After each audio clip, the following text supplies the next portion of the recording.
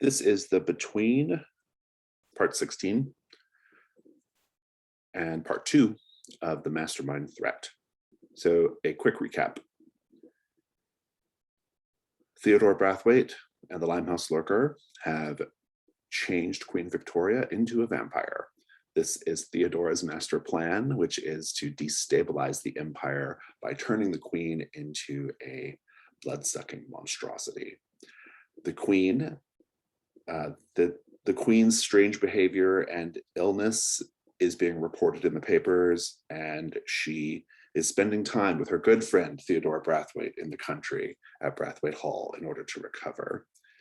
You all know what's really going on, and so you are also at Brathwaite Hall. Some of you at the invitation of the Man in the Sun Mask, who you are there to find how to reverse Queen Victoria's vampirism. And so far you have accumulated a few clues, about 6 clues towards this. If you scroll all the way over, the clues are, so far, things in sets of 3 go missing. Also things divisible by 3, curiously. There is a fresco of a Roman phalanx in the, I think it's in the basement, right? Or in the lower, near the servants' quarters, if I'm not mistaken. We think that might be the entrance to the temple as well. Vampires don't like sapphires, which puts a really interesting twist on Theodora's signature color. You found a very old scroll in Latin. There's a drawing of the sun-faced man on a pedestal. It could be the Man in the Sun Mask, a reference to. You are currently all in a strange sort of primordial version of Theodora's lands. It's unclear if it's like literally back in time or if it's an alternate dimension. That hasn't really been made super clear yet in the fiction. But this land has 2 suns, interestingly enough. What happened most recently is you were all, a couple of you were on a hunt, basically. And Tatiana Brathwaite was hunting people, and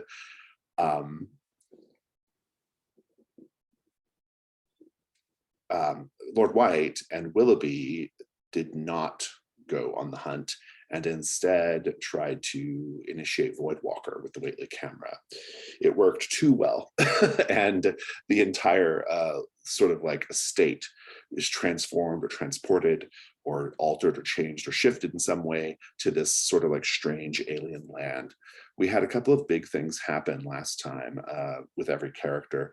First thing, Mr. Gennadios was making out with Topper Worthington, and then in the middle of that, this sort of shift happened, and there was a monstrous beast lurking in the treetops, and Mr. Gennadios sacrificed Topper to the beast to see what would happen.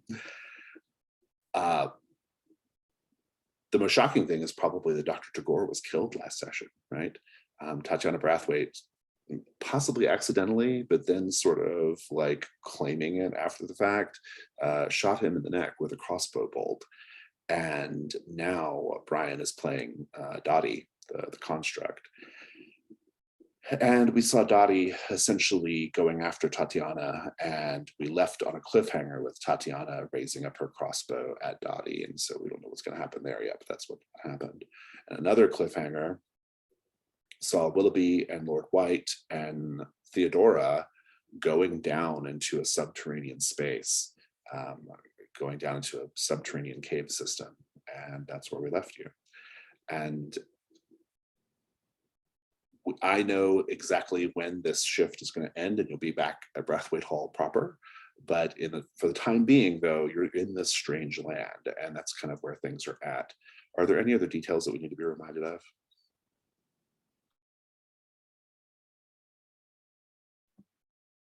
I don't think Taffy so. is still unaccounted for somewhere. Say that again. Taffy is still somewhere in the woods. Yeah, Taffy is still in the woods. We don't know where Taffy is. We don't really know what is going on with the Limehouse Lurker or the Man in the Sun Mask, because they don't seem to have come to this land. In fact, the man in the sun mask might be responsible for sending you to this land. That's a little unclear.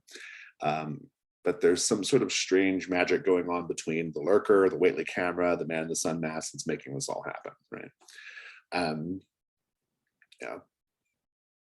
Okay, good. So I think I'd like to just pick up straight away with Dottie and Tatiana. Dottie and Toddy, our favorite TV show. So Tatiana's raising the crossbow up at you. Dottie, what do you do? I'm gonna lunge and try and impale her with the bolt that I have. I love it. This is going to be it's going to be the night move, even though it's daytime. I'm making it the night move because you're in a strange land. And so, what are you afraid is going to happen if you fail?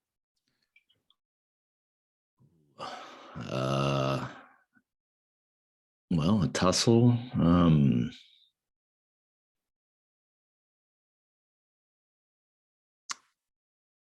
I don't know. Maybe I get trapped in the strange land. I mean, the obvious thing is getting just injured or killed, also. But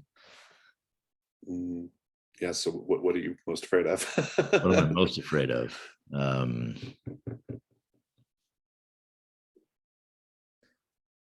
I guess the death. Fair enough. It's worse than that. She will not only kill you, but she will mount your head somewhere in Brathwaite Hall. Ew. Nice. And so,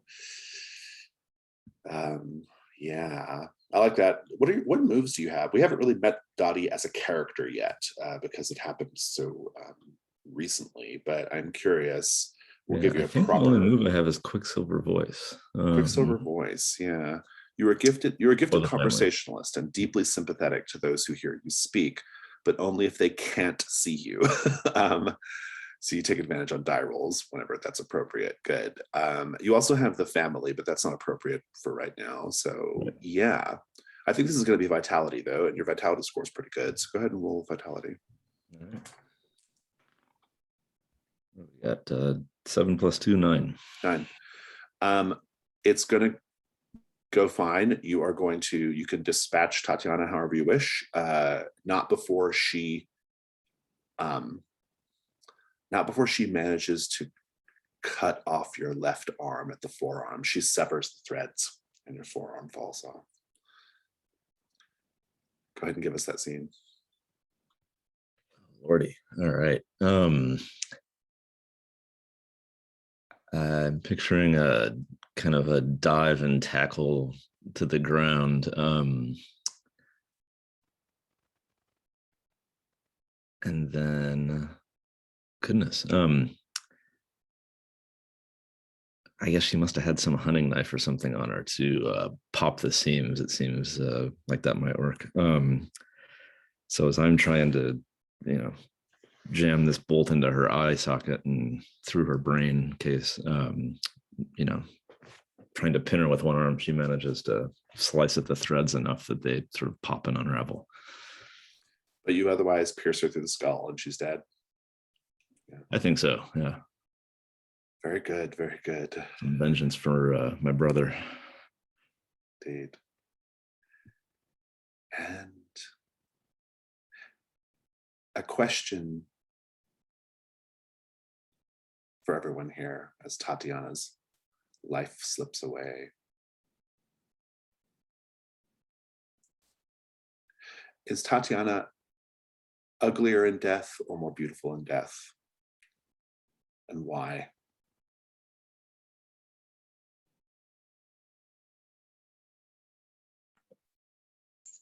I think that she is more beautiful in death because she is no longer, you can't see the evil, the rage in her eyes as her life leaves her.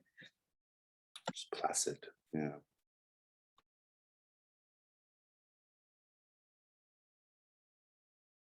Maybe more beautiful just because of the place we're in as well. Like maybe it accentuates all of the colors around her and on her person. So it's just like, yeah, just a little bit turned up to 11. Yeah, this place is definitely a little bit more like heightened or on fire in that way, right?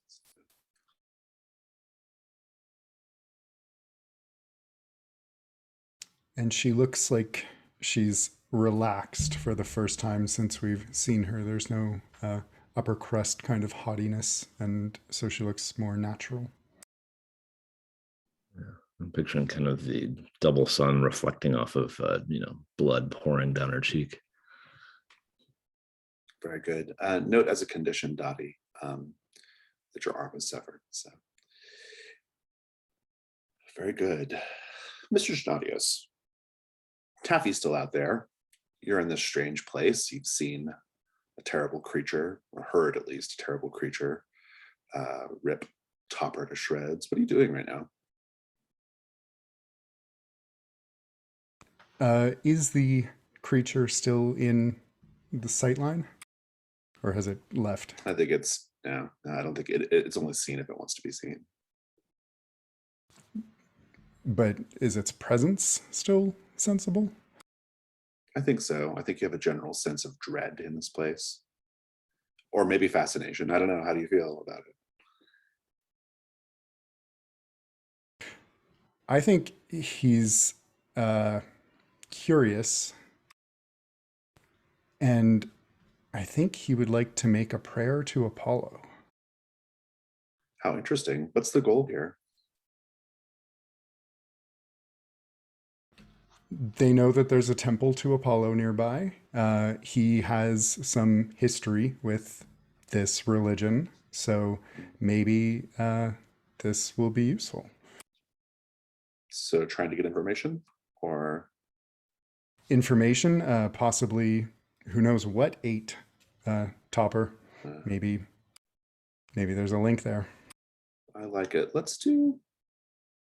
We'll do the information move for now. I think presence is the right die roll. Okay, and I would like to take my held advantage here. Oh, that's right, from your little move. Yeah, that's good.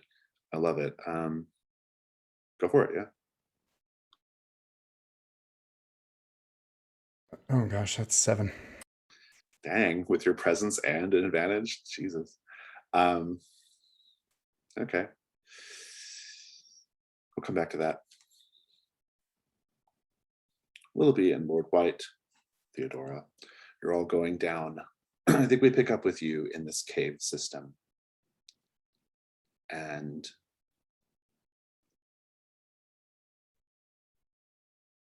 first of all, how are you seeing right now? Like, what is your source of light? Or, I mean, well, I'll tell you this.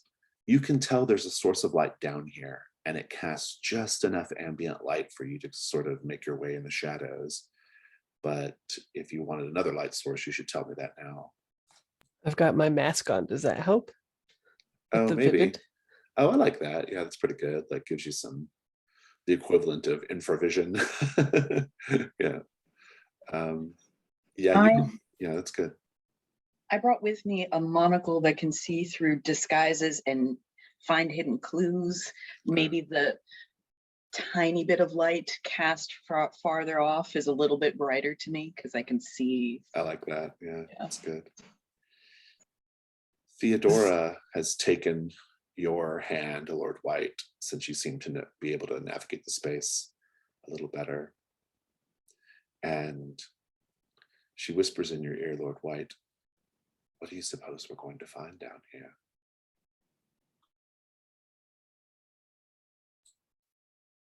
Things better left buried. And she gives your hand a squeeze, but you can't tell if it's a squeeze of nervousness or excitement. But you continue on. And eventually you reach a sort of large central portion of the cave system. And in the center of this cave system, or this large chamber, floating in the middle of it is a large ball of fire, but it's not a ball of fire. It looks like a sun in miniature, hanging in the cave, illuminating everything around it. The heat coming off it is quite intense. And Theodora says, it seems that there is a third sun in this world.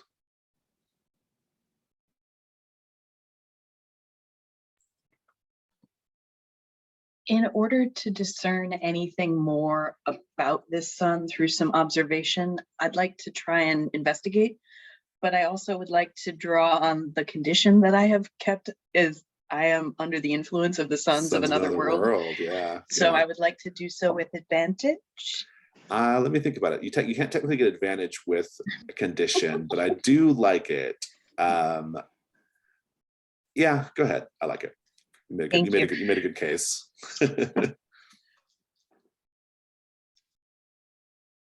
9 plus reason. Sensitivity, actually. Yeah. Then 11. 11. Very good. I'll give you a clue now.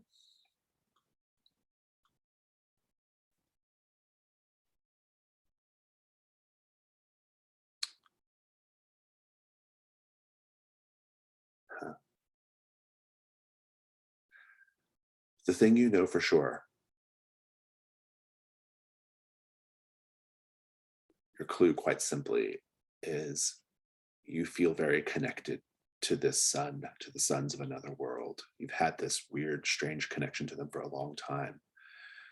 The solution to reversing Queen Victoria's vampirism, you, Willoughby, are an elemental component of the solution. So long as but you have to have the condition.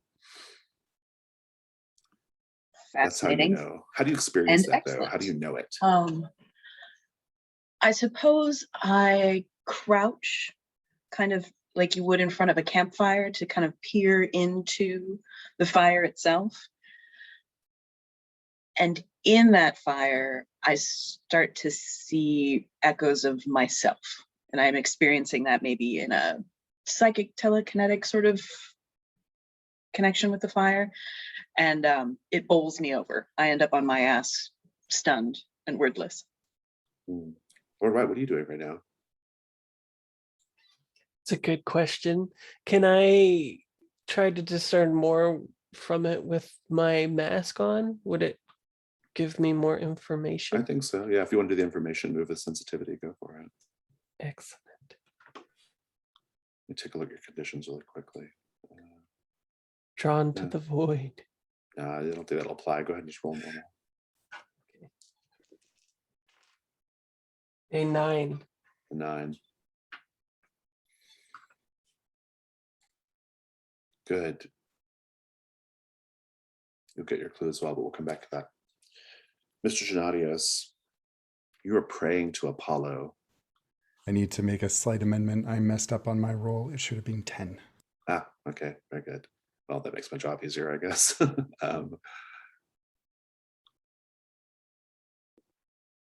going to get a clue. Let me think on it for a moment, though.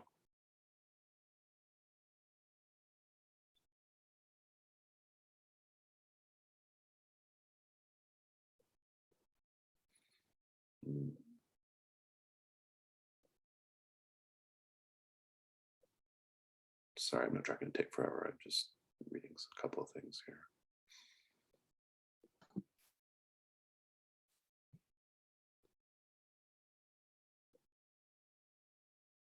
Oh, interesting. Okay. You're praying to Apollo. What does this look like? What's the nature of the prayer? I think he does something he wouldn't let himself be seen doing. He gets on his knees and kind of spreads his arm wide and looks up towards the light streaming through the trees. Good. And I think when you're done, when you open your eyes, you look down and there is laid at your knees what appears to be,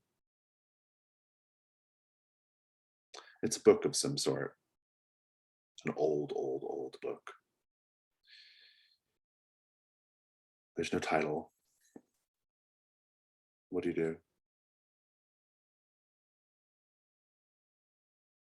He'll pick it up and stand brushing off his knees and say, I suspected that human sacrifice would be useful. and start thumbing through it. It's written in an ancient language, pretty close to a dead language, but you're pretty old, and you'll recognize it as it's a dead language from biblical times.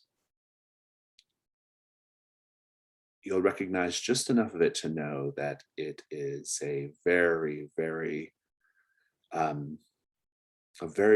early presentation or collection of old Bible stories from the time of Genesis. There may be more to know there, but you might have spent some time trying to translate. But we'll bracket the clues for now. We'll bracket that clue for now. There's a more precise clue there, but I don't think you can get at it quite yet. But we shall note it.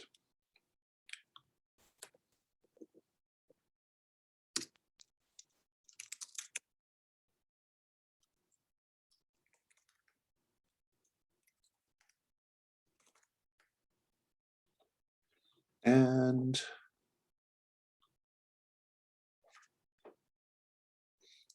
I think with that, I think I'm going to resolve Lord White's scene, and then I'll kind of move us along. So Lord White, what was your die result again? Middle? Yeah, middle. You'll get your clue as well.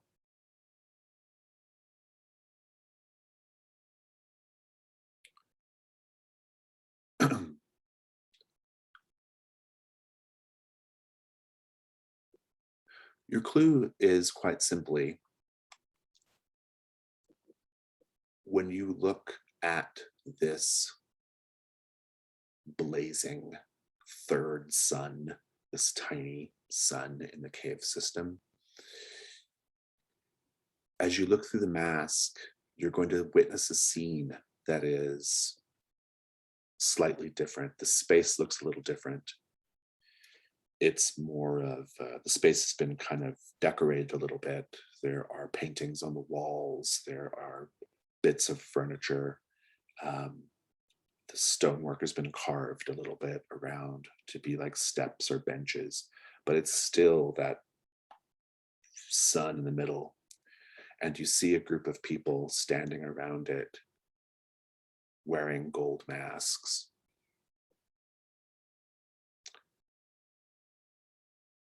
Except they're not gold masks. They are black masks that shine in such a way that they appear gold, but they're actually black. And they are shaped like the sun as well. It's almost like an eclipse mask, as opposed to the sun mask worn by the man in the sun mask.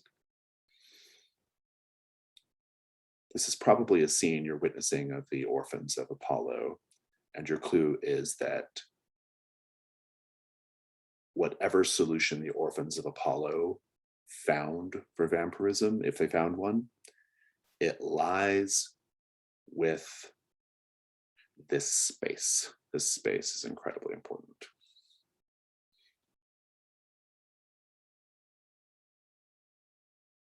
But I think you know that they will succeed, because if you keep watching it, one of them will remove their mask in the presence of this third sun, and they will not. And they're exhilarated. They're excited because it's not burning them up. They're able to be in its presence, exposed to it. Whatever they did, they succeeded.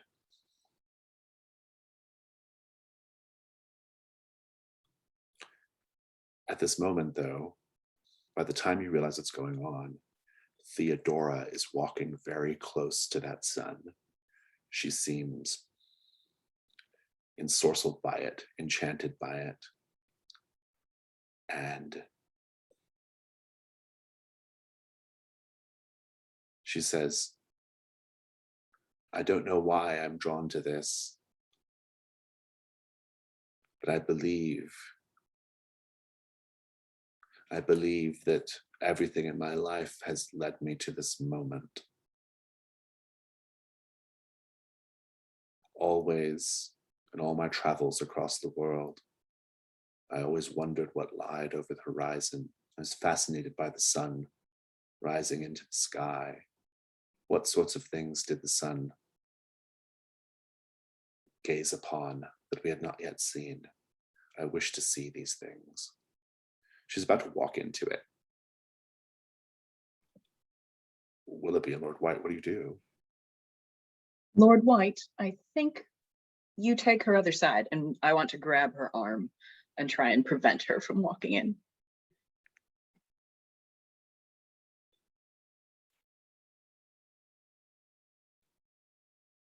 Is there a way I could use my mystical staff to disrupt this plane or something, so the sun doesn't so the sun goes away or something, so we return Willoughby to will normal? not let you do that. There's no Well, rule here. You can just choose to stop her or not. Mhm. Oh, okay, then yeah, I'll try to stop her. You can. The two of you can easily hold her back. And this is when you all shift back to the real world as you know it. Willoughby's snapping their fingers in front of her eyes. I think you've been letting your house guests drink too much, ma'am. Indeed, you find yourselves, the three of you find yourselves in the basement area near that fresco, in fact. And Elmore is there, and he says, "Ma'am, dinner is nearly ready. We need to go up now." And Theodora's there, a little shocked, a little shaken still. All of you probably are. He says, "If you would be so kind as to follow me." Is there anything in the space that was the sun? No, but I think Willoughby will know that behind that phalanx is the entrance to that space again. You may have to go back down there at some point. And Elmore slowly leads you out. He says, "Imagine the lady of the house wandering around in the servants' area." See. Well, Slowly also leads you we all were back. we were underground. I don't think that we're in a fit state for dinner. Like, we're probably very dirty Probably not. from Yeah. spelunking, right? Yeah, probably. In any case, that's what the scene ends. And Mr. Gennadios, you're walking out of the woods. Everything is back to normal. You have this ancient text in your hands, though. And Dottie, Dr. Tagore's body is still there, even though I don't even know if you were ever aware of the shift, to be honest. But you do find Dr. Tagore's body as you make your way back out of the forest as well. What do you do with it? Well, before I handle Dr. Tagore's body, I'm going to take my severed arm and pat Tottie's cheek with kind of a, there. I know you thought that was going to hurt me, but it takes more than that. And then I'm going to see if she's got anything useful, like the keys to Braithwaite Hall or something like that, like kind of essentially loot her corpse. Yeah, looting the corpse scene is good. She does have a key. It's a single key on a red ribbon. Is that a clue key or a just useful for later key? I don't know. Just hold on to it. All right. Fair enough. Your personal quarters, though. Will do. And then to Dr. Tagore's body. I'll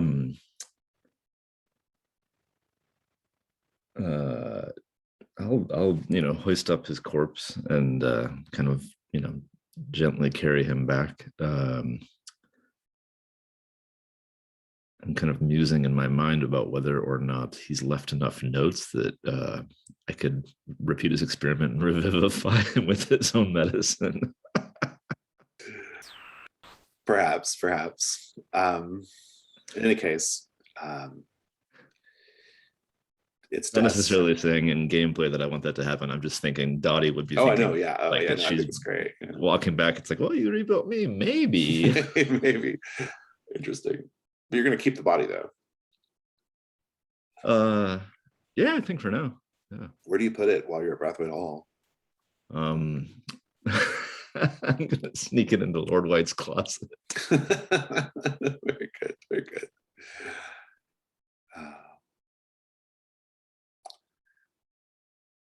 We're going to go straight to nighttime. Elmore is in quite a state because dinner is late because no one was really ready for dinner, but now you're all gathered. Everyone's wondering where Topper and Tatiana and Dr. Tagore have gotten off to. Dottie, I assume you don't go down for dinner. I think so, yeah. You do not go down for dinner, correct? Just to be clear. Correct. Yeah. I might poke around the house elsewhere while everybody's occupied. Yeah. Willoughby, you're also not necessarily needed at dinner. What are you doing? Did the man in the sun mask come down for dinner? No, his dinner is brought up to his rooms. Then I would like to interfere with the person bringing dinner up to him and intercede and bring it to him myself and see if I can't start the conversation. I like it, good. Mr. Gennadios and Lord White, you are both expected at dinner. And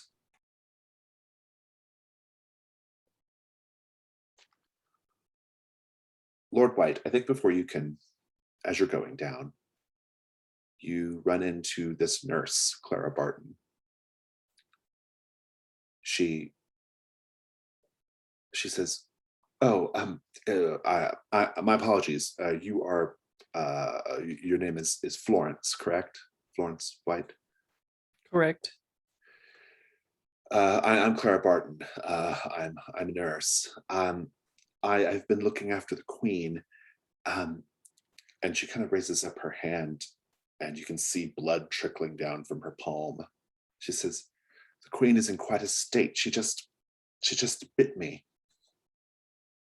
Is this something she's done before? Uh, I don't know how much you know about the Queen's situation, but I was told by Ms. Brathwaite that everyone here is a trusted friend, and so I will tell you that her diet has taken a strange turn. She has been feasting on rats and dogs, and, well, not feasting precisely. She's been drinking their blood.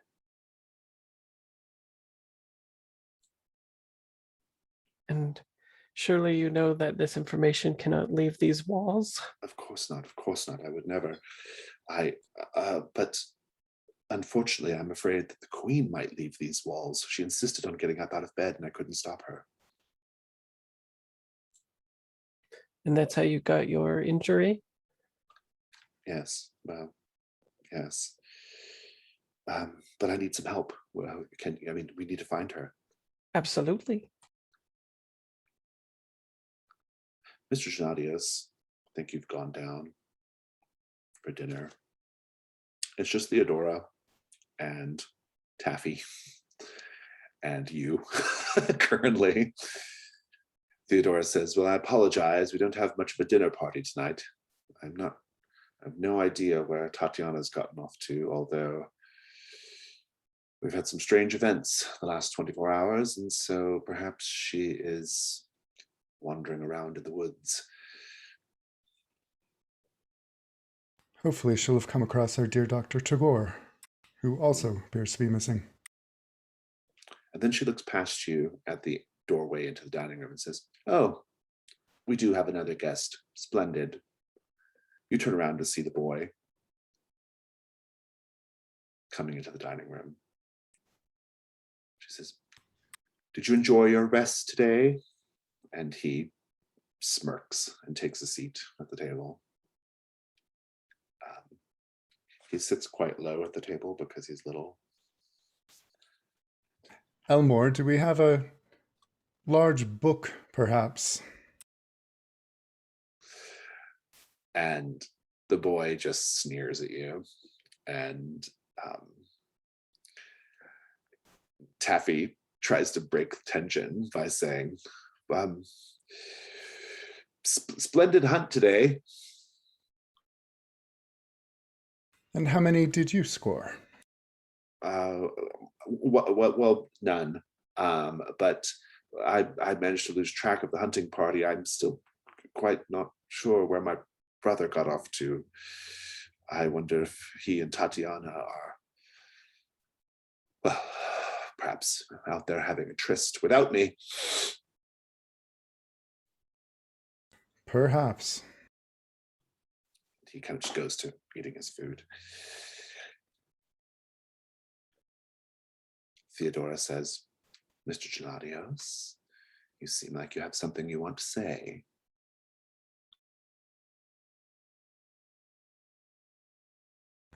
I have found the accommodations thus far to be adequate, but I cannot say I appreciate the additional company at dinner this evening. If you'll excuse me. Very good. Willoughby, you're going up to the man in the sun mask's rooms. His rooms seem to be something of a permanent fixture in Brathwaite Hall. As you approach them, how do you know that?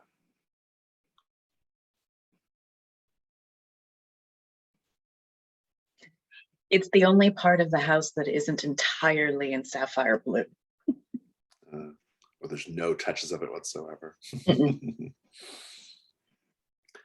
There's a pair of large wooden doors with the relief of the sun carved into them. Probably the entrance to his room. What do you do? Brisk knock to see if he'll come take the tray. He says, come in. And I do. Dinner, sir.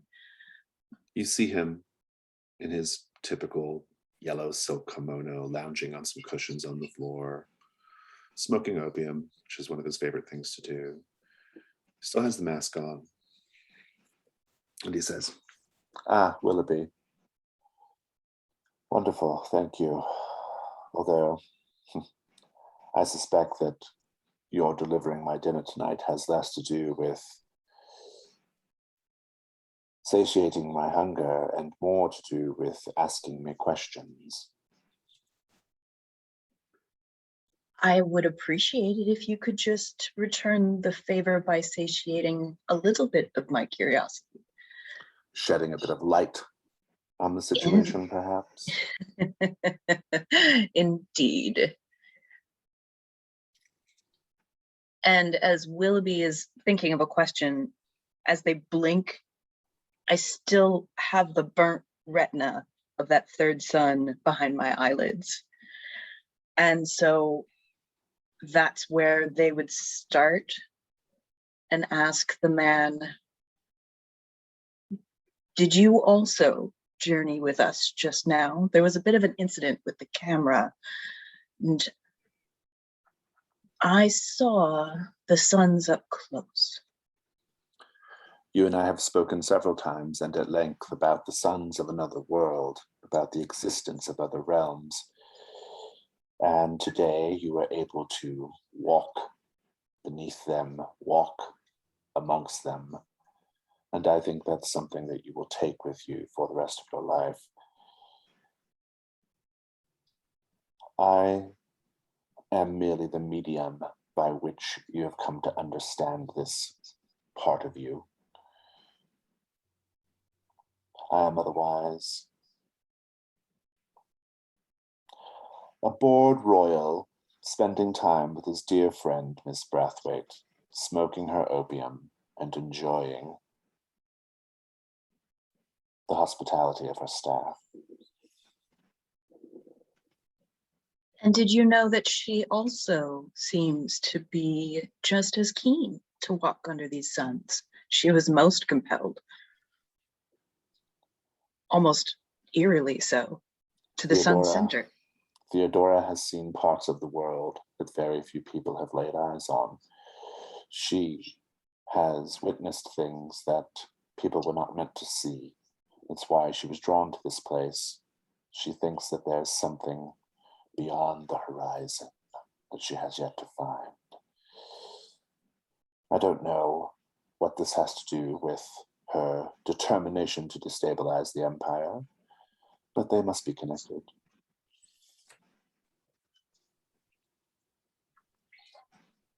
And you have no issue, take no concern with the destabilization and the harm come to our queen? Let's just say, Willoughby, that there will always be a place for me. At that cryptic answer, Willoughby will huff, throw themselves onto the chaise next to him and reach for the opium pipe. There. That's always the right answer. When the mind is muddled, lean into it, that's what I say. It certainly has been a trying day. Dottie, what are you doing right now after you've deposited Dr. Tagore's body in Lord White's closet? My plan was to kind of prowl the house, try and learn what I can, but stay out of sight. Essentially search for clues, really. See what's in the corners. You'll come upon Elsie dusting something in a deeper part of the house, nowhere near the dining room or where the party is. She can't see you. She's busy just like dusting, and she's moved the same little silver snuff box to the left or the right several times now. Did you say what room we were in? I'm sorry, I missed that. Just a hall.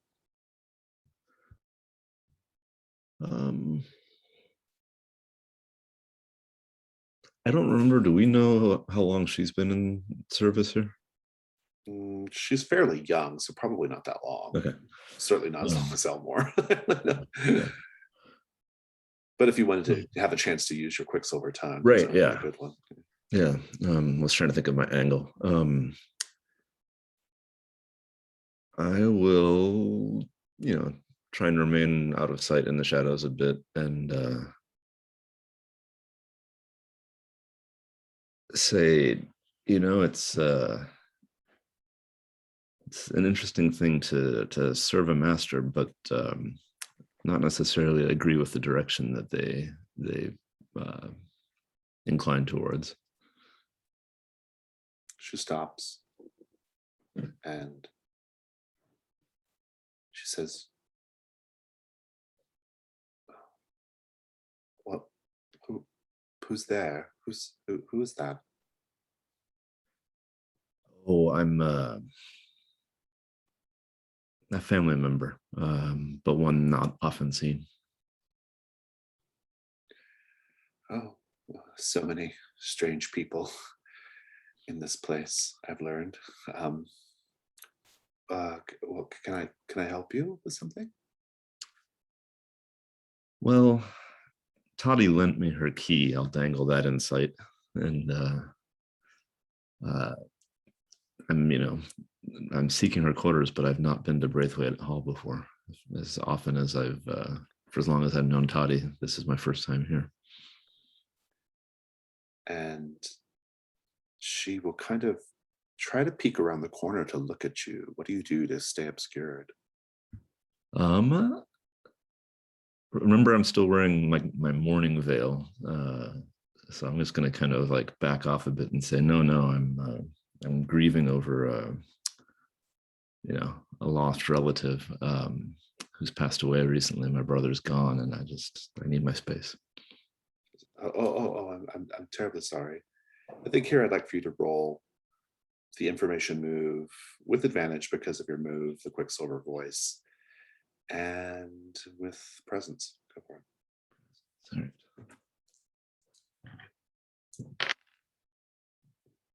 12. Haha. Nice.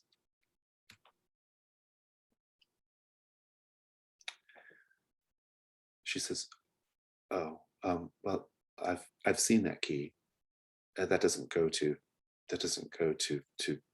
Miss Brathwaite's room. I can show you the room it goes to, though. Yes, please. That would be extremely helpful. Well, all right. She looks around to the left and right. She's come with me. I will follow along. We'll pick up that scene in a moment. Alexander, as you're leaving, the Limehouse lurker says to Theodora, our dear friend, she's managed to get out of bed and is wandering about the grounds right now. Theodora says, oh. And then she says it loud enough so you can hear. Is this the night we're going to teach her about her nature, help her find what sort of sustenance that will really, really satisfy? And the lurker says, yes, I think so. But who among the people in this place would be a good candidate to be feasted upon by the queen?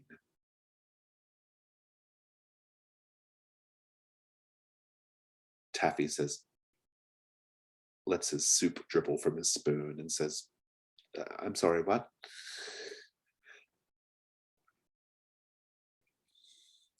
Alexander, what do you do?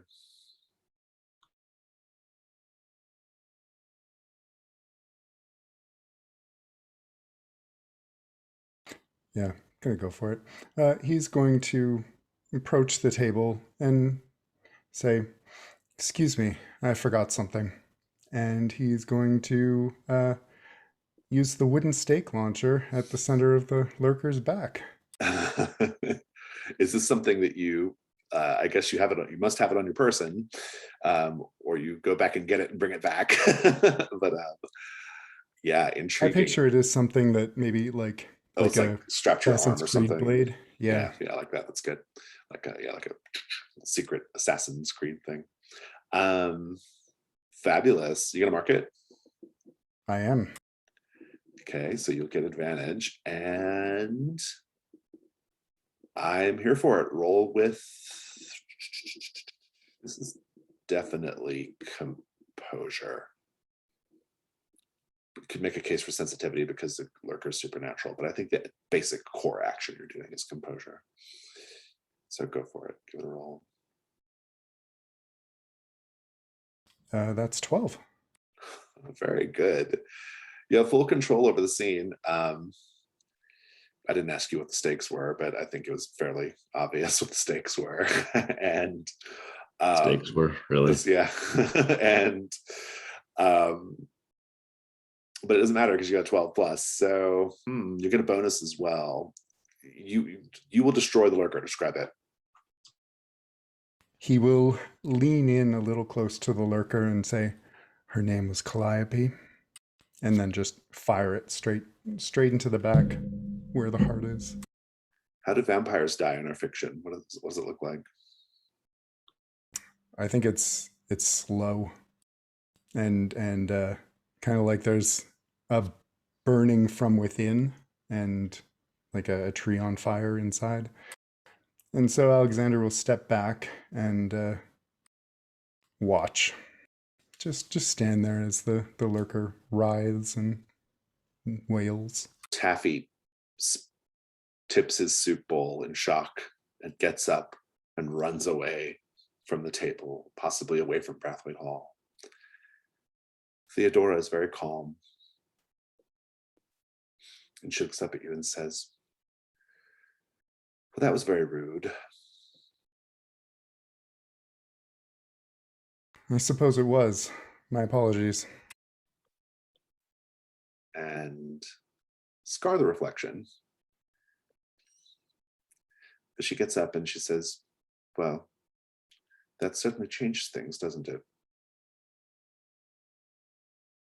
Yes, I feel much, much lighter.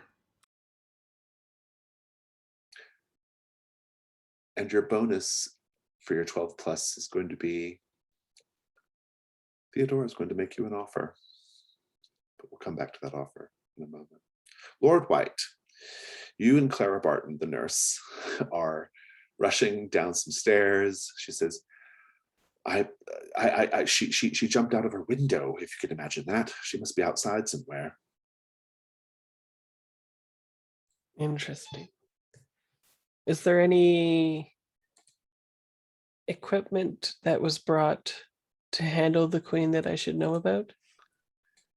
Not that you know about yet, because you haven't been into her quarters yet. So, Well, I'll let her lead me there if she's taking me there. yeah. Well, sure. You can. Yeah, you can. Your first stop can be the quarters, I suppose. They do have. They have rigged the bed so that it has straps to hold her down at night, probably, especially. Are they something I can take off and use myself? So if I Yeah, I think so. You can probably find some manacles or something. Yeah. Sure. Okay, I'll take those. And then if it's within reason, I want to jump out the window and go hunt for her as well. Very good. Well, so you'd have to run downstairs, because if you jump out of the window, it'll hurt you. But she managed to jump out of the window and survive and run off. So, yeah, somehow. yeah, somehow. Clara says, "This is all. I certainly didn't know that when I was approached about taking care of the Queen of England, that this was going to be the sort of thing I was going to have to deal with. I saw many, many terrible things during our war, but nothing so strange as this." It is, I must confess, I've been curious as to why they'd send for a nurse so far away when there must be some close by. Oh, I was already in London. I'm trying to raise funds for an organization, the Red Cross, I call it. Perhaps you would be interested in investing in such a thing. Perhaps after we've located the queen and seen to her, we can discuss such things. Very, very well, very well.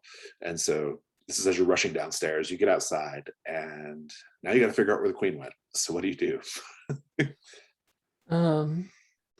Is there enough blood that I could track, or is it just like a small wound? It was or a pretty whatever? small wound, yeah. But Okay. you still might be able to find something.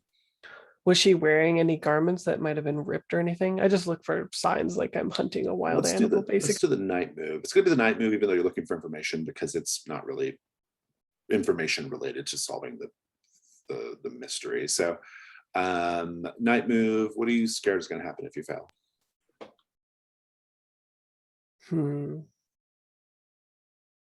If I don't know that Tagore is at dinner, I might be afraid that Tagore is out there about to be hunted down and killed by the queen. Well, so let's take it out of character. As Fraser, what are you scared is going to happen if you fail? Oh,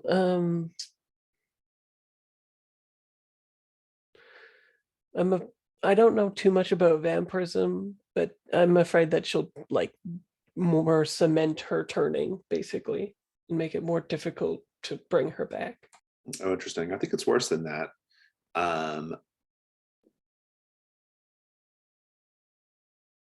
She will have done so by feeding on someone, probably Taffy. But go ahead and roll with reason. We can't let her get her hands on some caramel. With reason. -1. Alrighty. Oh, that is a 4. Okay. We shall come back to that. Let's take a 5-minute break. All right, I want to pick up straight away with Lord White. Lord White, you see running towards you from the darkness, Taffy Worthington. He looks terrified. He says, "It's the Queen. The Queen's gone mad." And he's like running. He's like, "Help me, help me." And then he stops. And you hear a tearing sound, a ripping, tearing sound. And you see the front of Taffy's dinner shirt, the white shirt, go red. There's just a blossom of red over his chest. And then you see him ripped open, and 2 pairs of bloody fingers are there coming out of it. And one of them forces out, and there's a heart beating. And Taffy falls down dead off of Queen Victoria's arm as she's clutching the beating heart. And she says, "And they say I was too dour to capture the hearts of my subjects." And she buries her teeth into the heart and feasts upon the blood. Can I stop her from eating? What do you do?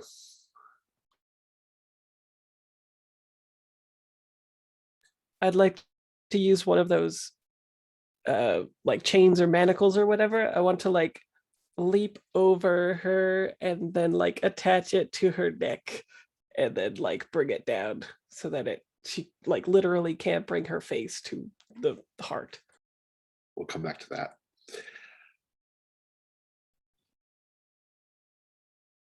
Dottie, you're led to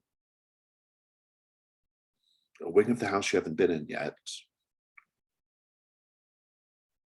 And at the end of a hall, there's a large iron door.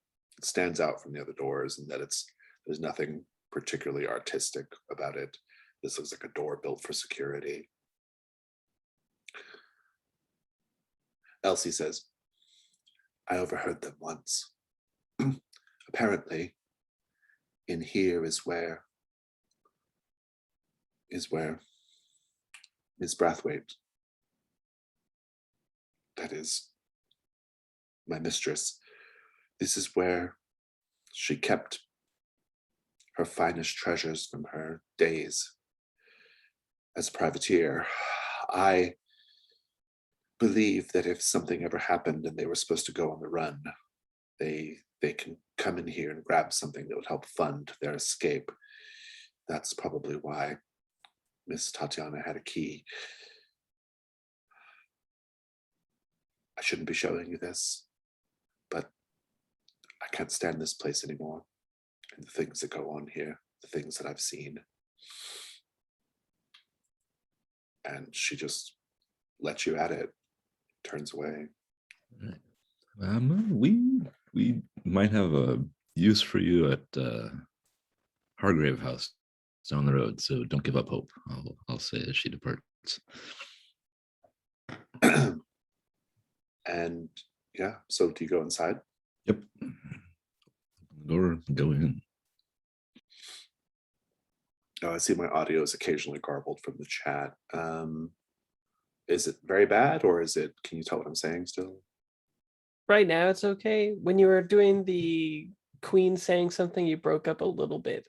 Okay, well, we'll just pay attention to it. I assumed that was just choking on a heart. I thought it was part of the whole play. Very good. When you go inside, you do see treasures. Chests with gold, paintings, carpets, that kind of thing. It's a chamber stuffed with plunder, basically. But one piece of the plunder sticks out to you, as best you can see from the ambient light from the hall. It is a painting done in the Renaissance style of the god Apollo and his worshippers. And like paintings of the Renaissance era, it's loaded up with symbols and symbolism. But this is your clue. Sounds good. But there's something else in there as well right. that catches your attention, Dottie. An egg.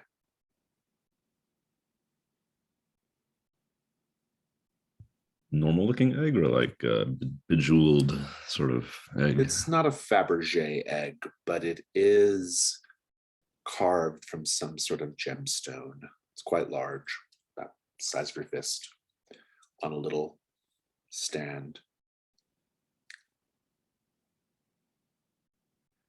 This egg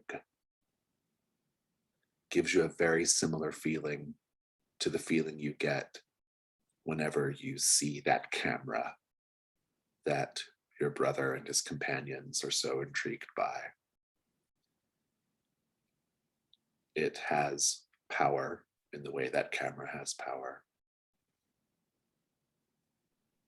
Very neat. It seems small enough to nick. I think I'm gonna tuck it in my little handbag and take it with me. You should take it.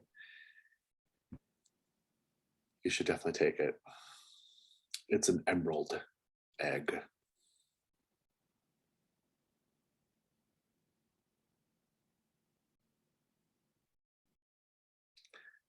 And let's cut back over to,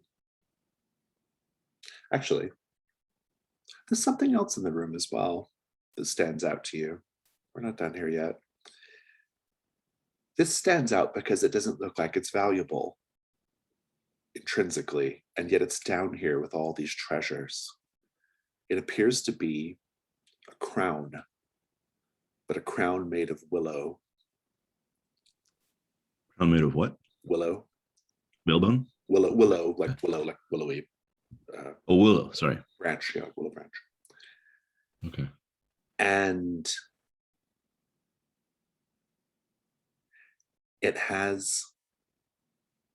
looks like it's painted red, but you realize that it's not red, that it's fresh blood and viscera that never seems to coagulate or dry.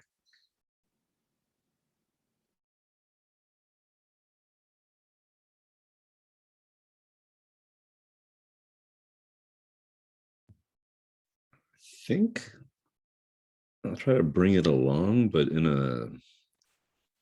a touch it as little as possible sort of way. Like if I can, I don't know, find a hook or a cutlass from her sailing days and sort of catch the crown and bring it along. You can add that to your personal quarters as well.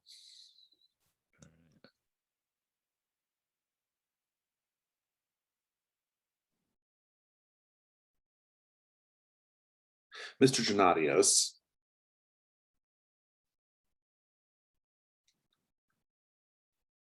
Theodora says, I want to make you an offer, Alexander.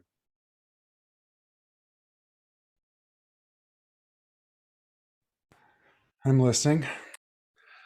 I am on the cusp of achieving my aim, overthrowing this government, bringing the empire to its knees, and then building something better in its place.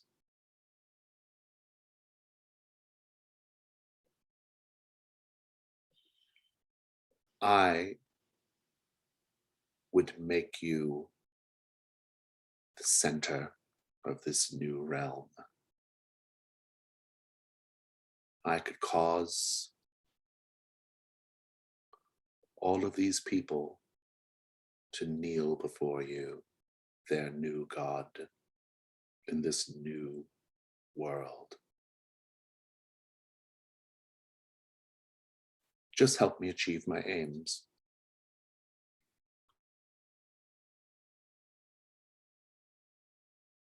The last invitation of yours that I accepted ended with the runt drinking my blood and killing my daughter.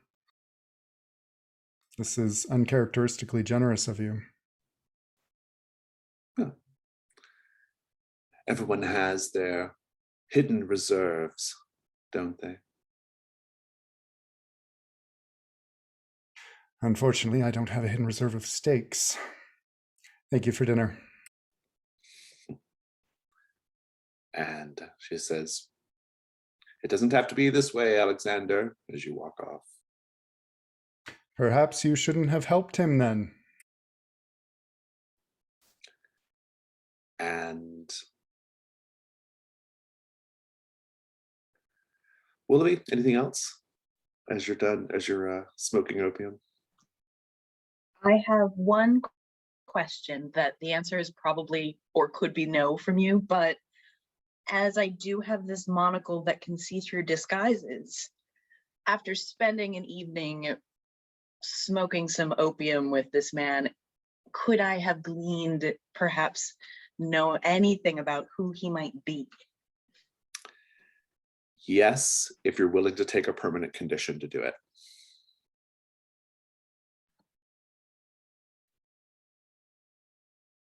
Yep, 100%. He is the god Apollo.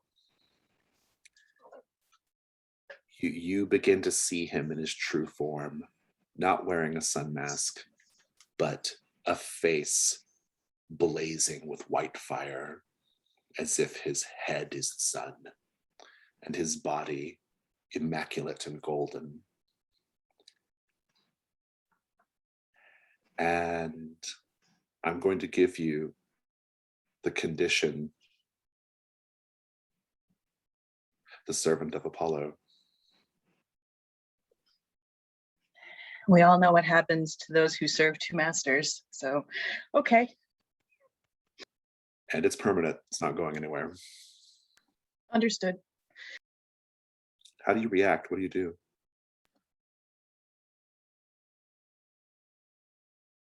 I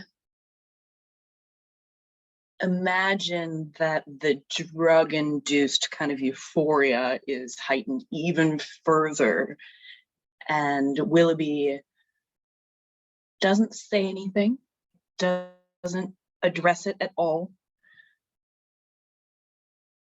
but tears do start streaming down their eyes, like they've been staring into a bright light and they can't quite look away.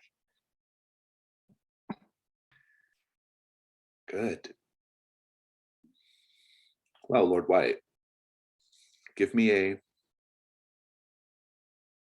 night move to subdue the queen before she can feast on the heart. What are you afraid is going to happen if you fail? That she'll like grow more powerful from eating the heart. It's worse than that. If she eats the heart, I'm going to put your answer question at disadvantage. And I'm rolling with Sensitivity. Ooh, okay. And do the monocles help? Because they're not your personal quarter. Oh, actually, that's not too bad. My sensitivity is 0, so straight 7. You'll subdue her, but not before she manages. I think she'll just kind of like, you'll pull a muscle while you're trying to subdue her. She's very strong. So describe the scene.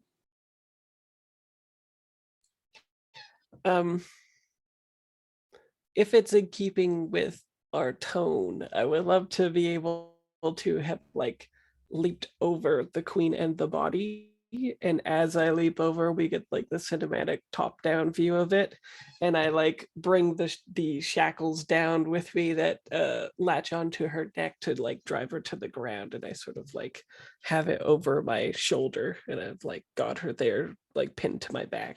I'm into it. I'm into it. Good. She's thrashing about, the whole time, and you do manage to pull a muscle, because, and I'm going to give you a condition, pulled muscle, but you do manage to subdue her.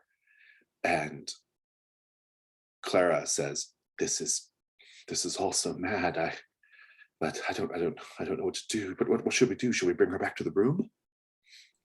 Clap her with the irons. And yeah, she'll help you continue like kind of binding the queen. And yeah, that's kind of where that's at. Well, I mean, this might be your chance to cure the vampirism. What do we think about for the theory? Are we close? Now, Willoughby, what's up? We still have that undeciphered biblical text, which could be helpful. I do think that finding out that there was a third sun on this altered plane is a really neat way to kind of counteract why vampires hate things in threes.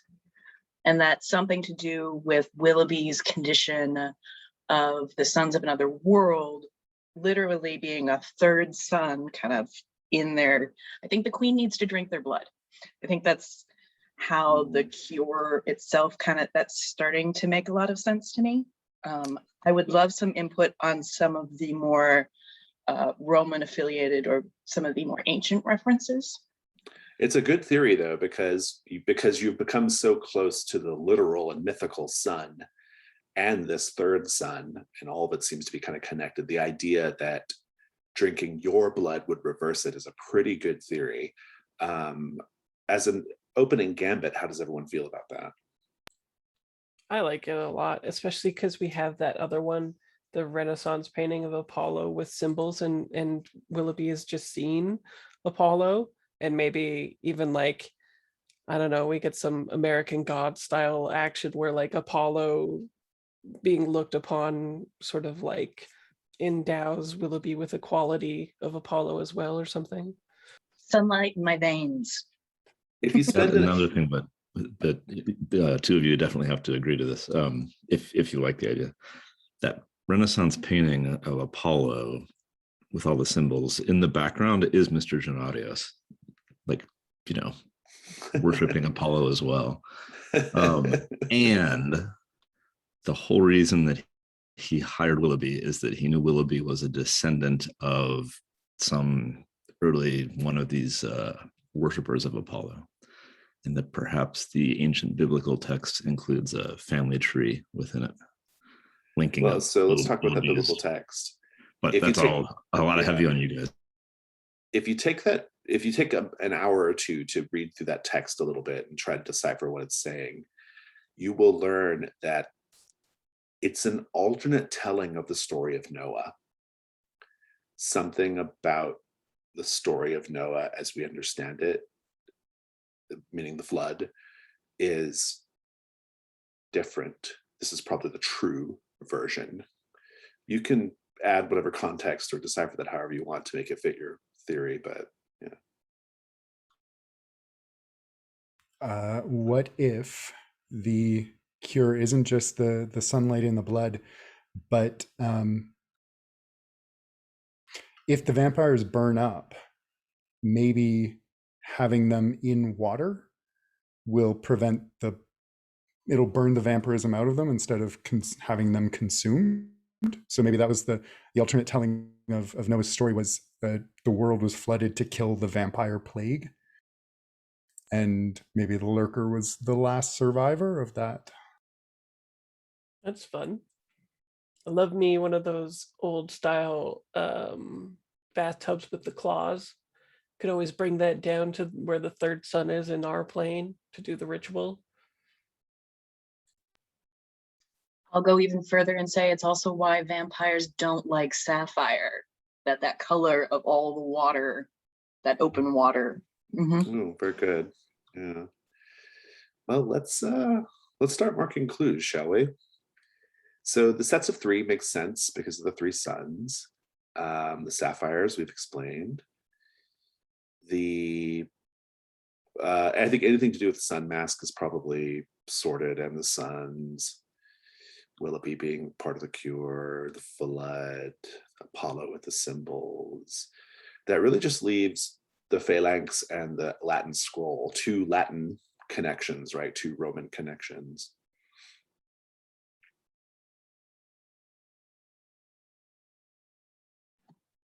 Do we want to say that scroll just happens to have a ritual text to it that in a form of a prayer to Apollo must be recited as part of the transition? And it was written by the orphans, possibly. Mm-hmm. Yeah. What about the phalanx? Is the phalanx like the military? Yeah, it's a Roman military formation where they put all the shields up and over themselves. It could be a part of the ritual where people doing the ritual need to phalanx the person, like the vampire being cured or something. They could have suns on their shields. Oh, that's good. That's a good detail. Yeah. does it, no, I don't know if this is too much. Does it work to say essentially that the Romans were involved in bringing from London the foundations of this temple? Absolutely. Yeah, because they were the order, the orphans of the Apollo, they were Romans. That's established already. Yeah.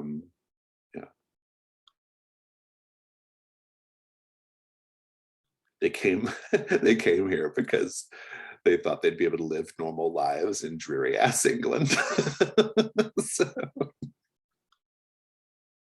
And then all this sun shit started happening. I know, yeah. So what do we still need to explain? Well, I think the phalanx, we need to put a fine point on that. I mean, why would they specifically do a fresco of the phalanx to the entrance to their temple? That feels so specific, right? And intentional.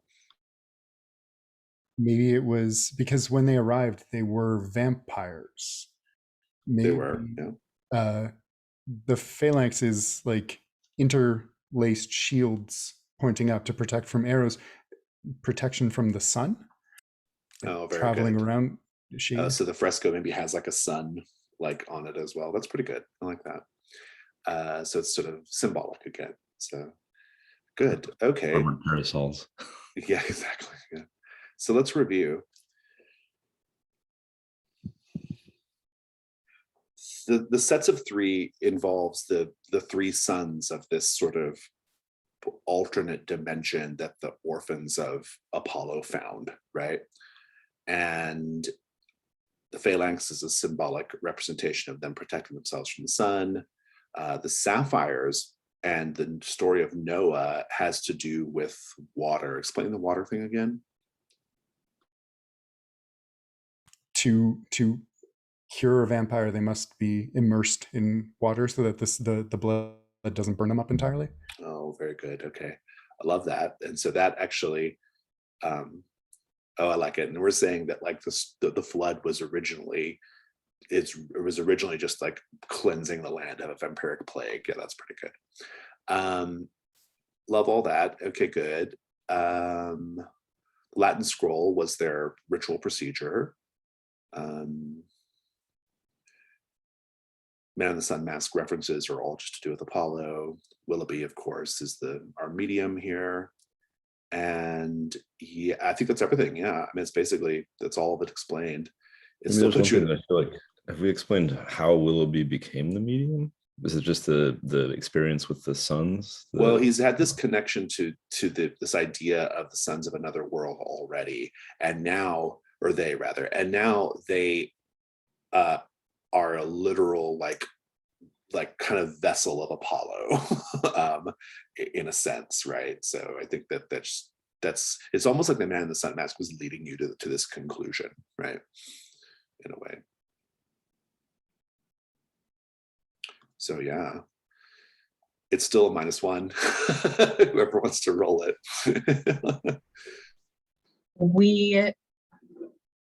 The Renaissance painting of Apollo, there was intimated that maybe Alexander was in the background of that. Is that yes or no? I like that if Alexander's into it. Yeah, sure. Then I have a very old journal that I brought with me on this venture that I would like to mark off and use, because that journal itself is actually from one of my ancestors telling me precisely. So you actually can't get any diet stuff on answer a question. It's completely I'm not rolling it then. Yeah. Can we use any of the normal mastermind clues in this?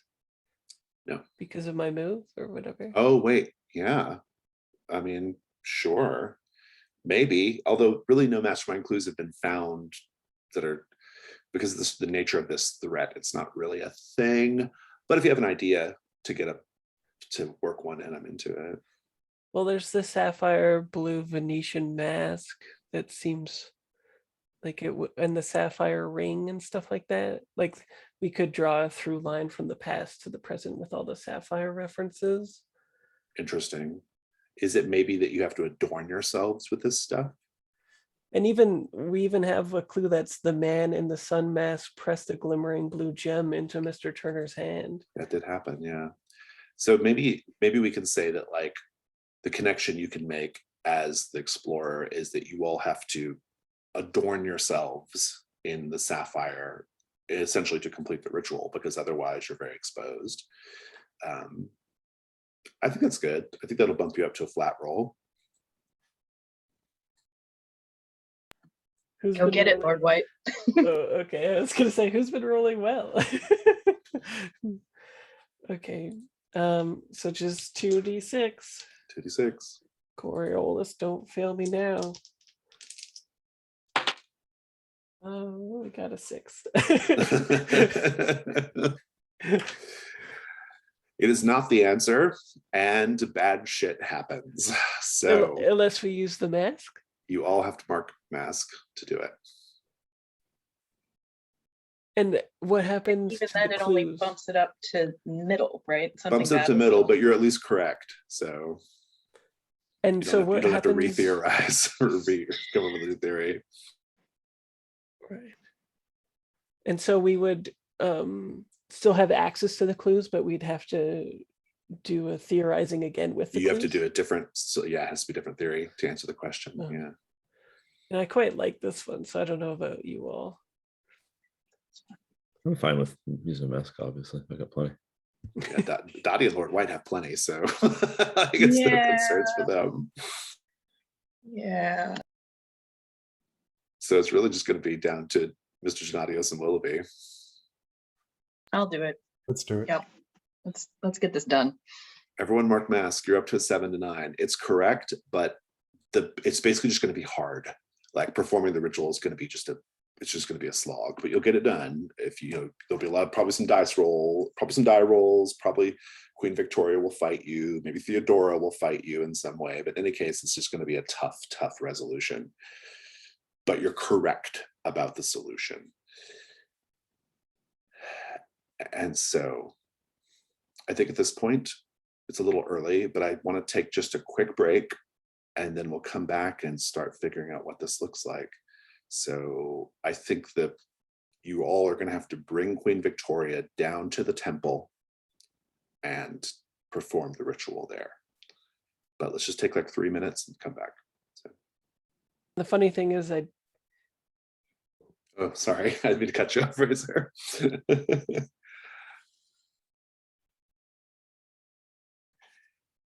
The temple is just that. You go downstairs.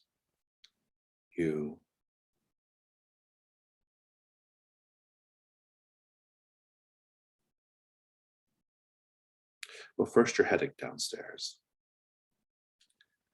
having pushed open the wall. Let me ask you each, how have you all adorned yourself in sapphire, even just in a small way, for this moment? At the end of last session, Willoughby was able to use the move to gain an item from the day, and took one of Theodora's sapphire couch cushions. So are you wearing it somehow, or are you just bringing Well, I it? assume that I'll have to like expose myself to the queen in order to like. She still I has see. to drink from me. She Maybe I does, have a yeah. comfy pillow, something along those lines. Oh, very good. Okay, I like that. Yeah, good. Mr. Gennadios? The sapphire ring that Theodora left on his nightstand, he's been secretly holding on to it since then. And so he'll put it on and look only mildly disturbed at how tacky it looks. Lord White? Actually, so I marked on my sheet sapphire pendant, and did I get that while I was here? Because I did mark it after holy water bombs, which suggests that it was after we came to this I remember when place. you got that pendant. I think, didn't Theodora give it to you? I think so. Yeah. So Well, in I any would case, have that on me. Okay. Yes, I do recall that. Yeah. Mhm. Yeah. Okay, then I'm wearing that. Dottie? Yeah. I feel like out of that little treasure room, I would, maybe I nicked one more thing. I brought away kind of a couple of sapphire ostrich feathers that were tucked into Theodora's old pirate hat. Love it. As you're going down, who's last to go down the stairs leading to the temple?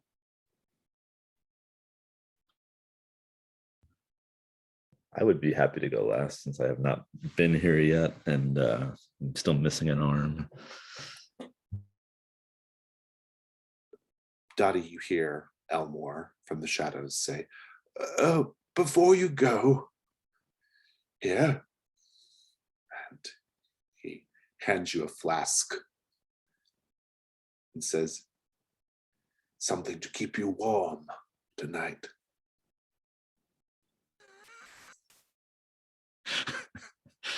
Oh,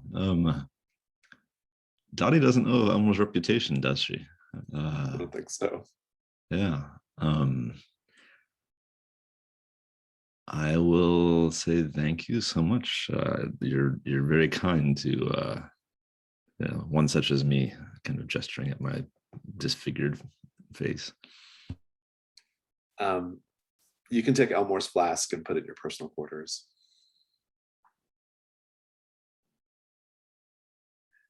The stairs go down. They get less and less perfectly stonemasoned as you go, but they're still stairs, roughly carved. And they lead to a short passageway, which itself opens up into that cavern space, though it looks different now. For one thing, there's no sun in the middle of it, but you can see the sort of central area where it probably used to be, because the rest of the temple is arranged around it. Columns, stone bench seating, the walls painted with frescoes that make reference to, tell the story essentially of Apollo and his orphaned children, right? This is the place. You have Queen Victoria. She's chained and bound.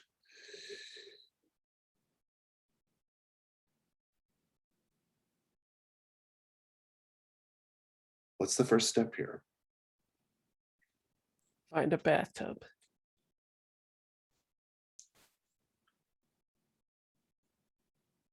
Is Clara helping me bring down Theodora as well? I imagine I can't. Yeah, Clara can be there as well. Yeah, Yeah. absolutely. And we can say there's a cistern in the temple if we want. I think that's fine. It makes sense if it was part of their ritual. It was, that yeah, they it was would how have they a space for accomplished it. Yeah. Mhm. Clara says, "This is all very strange. Lord White, you say that this is how we're going to be able to cure the queen?" Surely you've seen some unorthodox methods of cure-alls in the war. This is something similar. Well, nothing so unorthodox as, well, the sawing off of limbs in order to save the host. But I feel like this is something altogether more mysterious, and I don't know, I'm filled with unease. Sometimes to bring a person whose mind has snapped, bring them back to the brink, we have to play into their delusion till it makes no sense any longer. Interesting. So you believe that the queen is suffering from a psychological malady that caused her to rip a hole into young Lord Worthington and remove his heart from his chest. What an interesting theory. Adrenaline can do incredible things.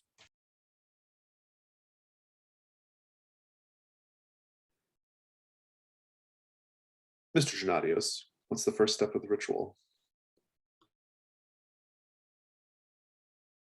The first step is to invite the eyes of Apollo into this space. with the prayer on the Latin scroll. Good. Dottie, what comes next?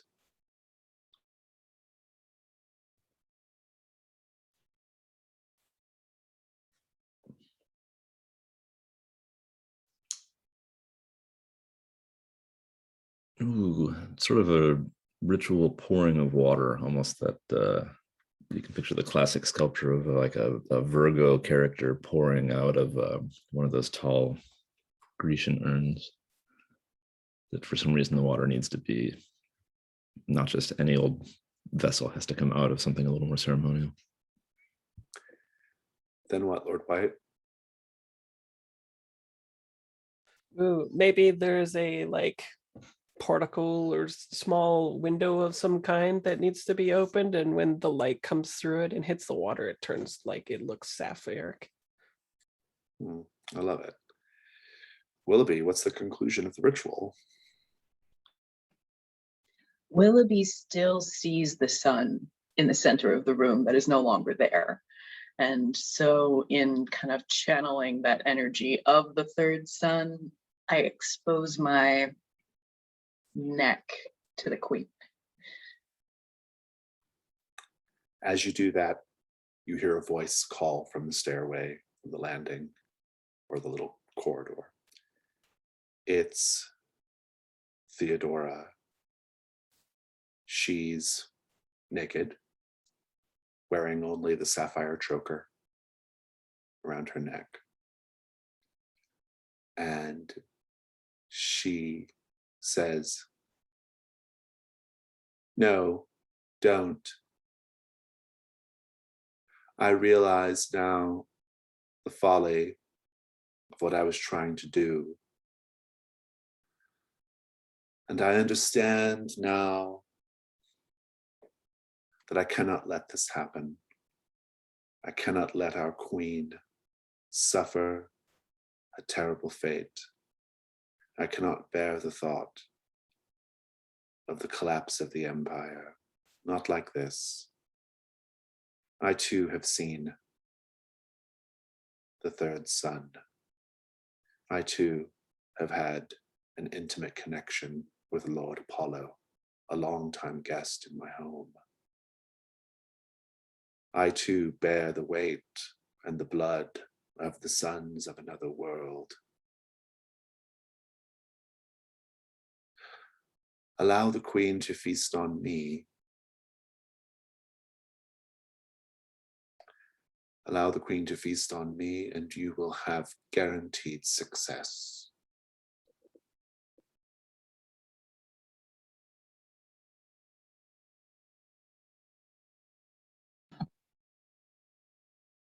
What do we think?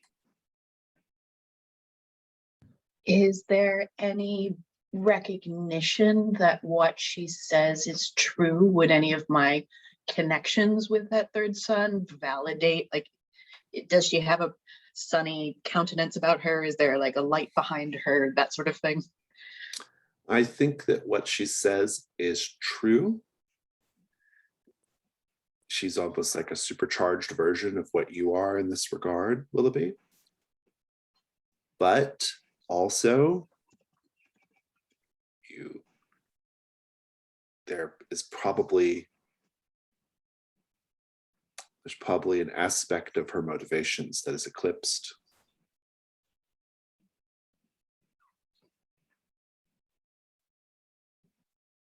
Willoughby looks to Mr. Gennadios.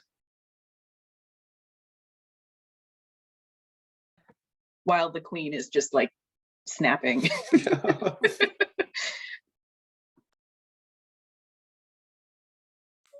Alexander will just shake his head and approach Theodora. She says, "Surely you must know that what I speak is true, Alexander." I've not known you to lie, but you have a way of twisting the truth. We know better than to trust it. What will you do with me then?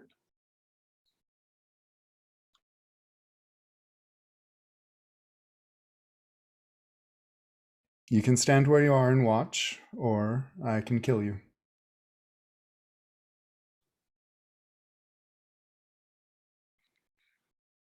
She says,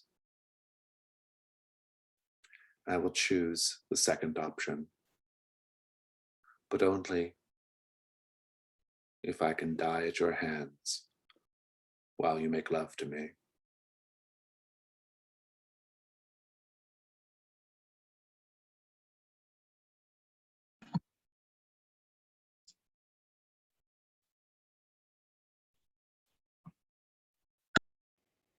He's just going to withdraw his silver blade and say no. And then what? He's going to attempt to stab her in the chest. You do. She collapses. Clara runs to her, futilely trying to save her life. Her nurse instincts kick in, but it's too late. And Theodora bleeds out there on the stone. Her sapphire gem, the glimmer, subdued by spatters of her blood. Willoughby, the queen, needs to eat. When Mr. Gennadios turns back to see me and the queen, Willoughby, I would have raised my gun. I have one last item. I have a pistol, and I was prepared to shoot Theodora as opposed to watching the two of them fuck. But no need. Yes. So that settled. I turn to the queen and expose my neck again. And I assume Lord White has the hold of the manacles and such. Are you holding her back, or I don't know how that's going to work, but just make sure she doesn't take too much. Well, maybe there's like places around the cistern to which to bind the person. So maybe as this is happening, I'm going around and attaching, lashing the queen so that you can just lower a little bit instead of her being exuberant. I approve of this. I give a vein to the queen. I'm going to set the stakes here. It's going to be a roll of fatality, and essentially, if it goes poorly, she drinks too deeply. Willoughby. So roll. Okay. Apollo saved me. That is a 7 plus nothing. You're going to succeed. I'm going to give you the condition drained, but otherwise it works. Everyone just narrate a bit of the conclusion here of Queen Victoria being cured. You can start, Willoughby. What does this look like at the beginning? I believe that Willoughby braces themselves, hand right next to the face of the queen, and is able to feed her. But as the feeding continues, Willoughby is having a harder time trying to draw themselves up off the queen, the physical exertion from the blood loss, but manages to, and just rolls over flat on their back like a satiated lover. Just done.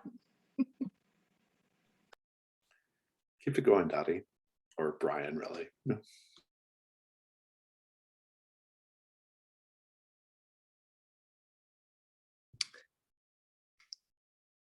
Picturing Dottie with one arm kind of holding onto the chains like a dog leash with the notion of pulling back. Still kind of unsure of what I'm seeing. Like I'm in a way relatively new to the world. and to me this seems nonsensical, like this shouldn't work, sort of thing. It's supernatural, even though I'm assembled parts. So I feel like I'm kind of unnecessarily pulling the queen away, trying to restrain her when it's not needed. Fraser? I'd like it if we see the traversal of the blood in her veins coalesce to like a different color. Maybe the blue in the vein becomes much more pronounced in blue, and it starts to have some like welds of burning about her body, and we have to sort of submerge those parts of her body in the water before they catch.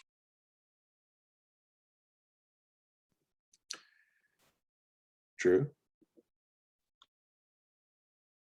Alexander will walk up as the others are, oh, except Willoughby, are trying to submerge the queen, and just take her forehead and just push it down under the water, and watch as we see the veins turning, and wait for her to still, and then nod at the others and release her. After the night comes the dawn.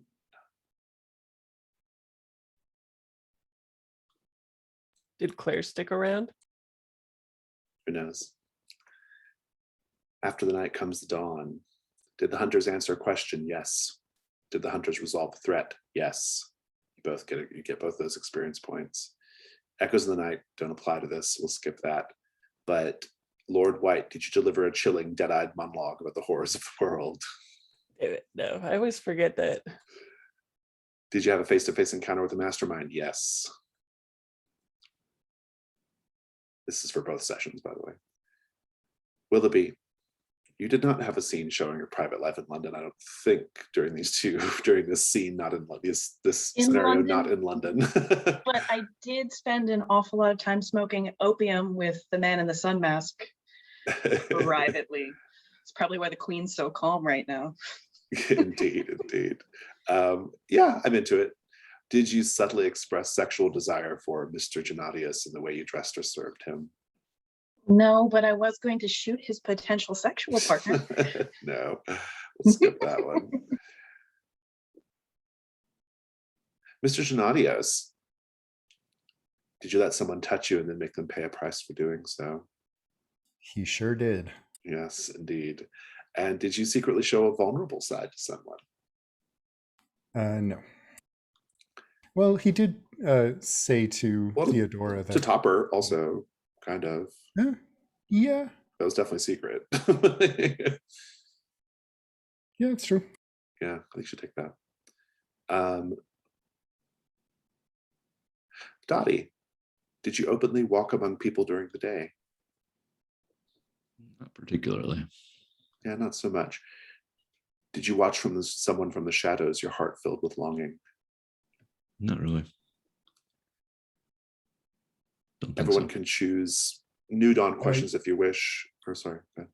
Dottie was watching her brother and did not intervene in time. It's kind of longing. This is true. Yeah. Yeah, I think you should take that. All right, that's your point.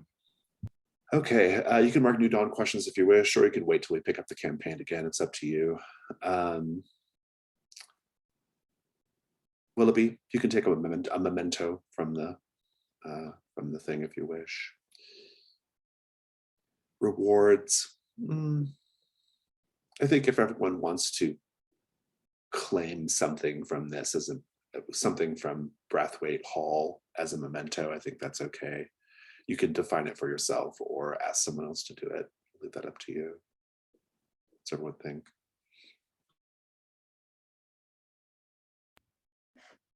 Are we also looting items from Dr. Takor's personal quarters?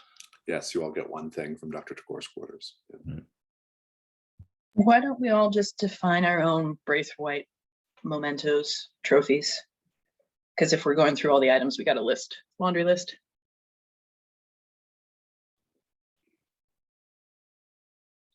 Yeah, think on them. You can let us know what they are whenever you wish. I do want to get straight to the Janus mask, though, because I think the Janus masks are going to be kind of our little quasi-epilogue here a bit. So everyone mark something. Alexander, what did you mark? My final mask of the past. Which is? Narrative flashback to when I finally destroyed the person I fell madly in love with. Take it How the away. mask changed. So his simmering resentment over his love's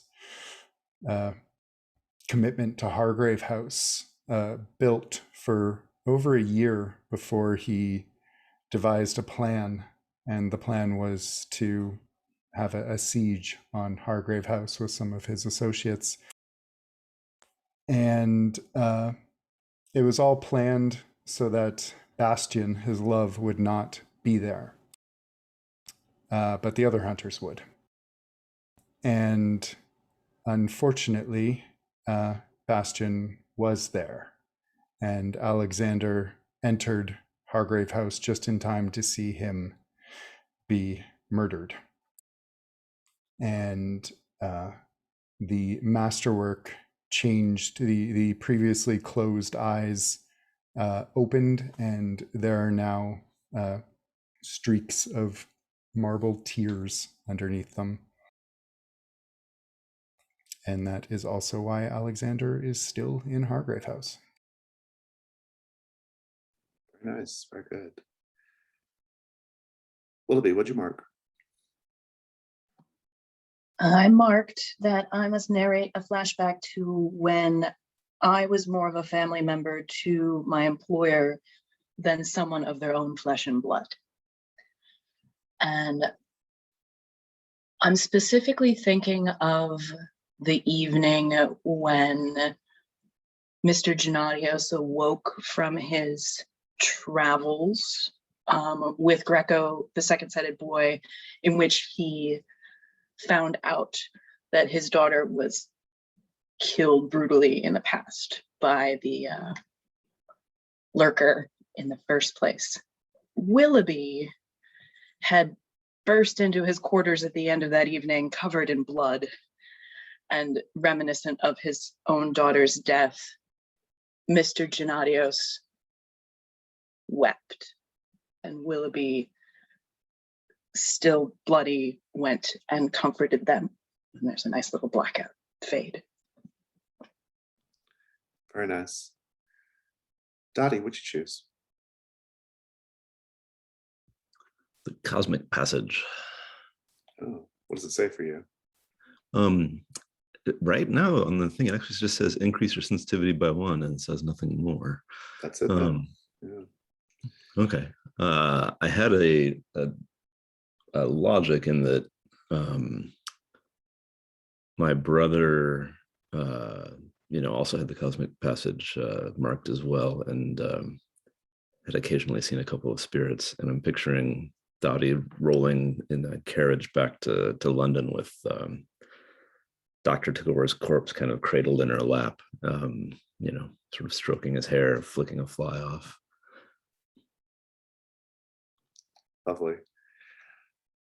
Lord White, what'd you mark? I marked the first Mask of the Past that tells the story of a young man called the Boy. His village was occupied for a time by the explorer and their expeditionary forces. And I marked the first one, which is narrate a flashback to the time when the explorer first arrived at your village. Was it a joyous moment? Was there something ominous about it? It was very ominous. So I think we see like a very autumnal scene that clues all the viewers in that it's Canada. Maple leaves everywhere, yellow and red mixing about.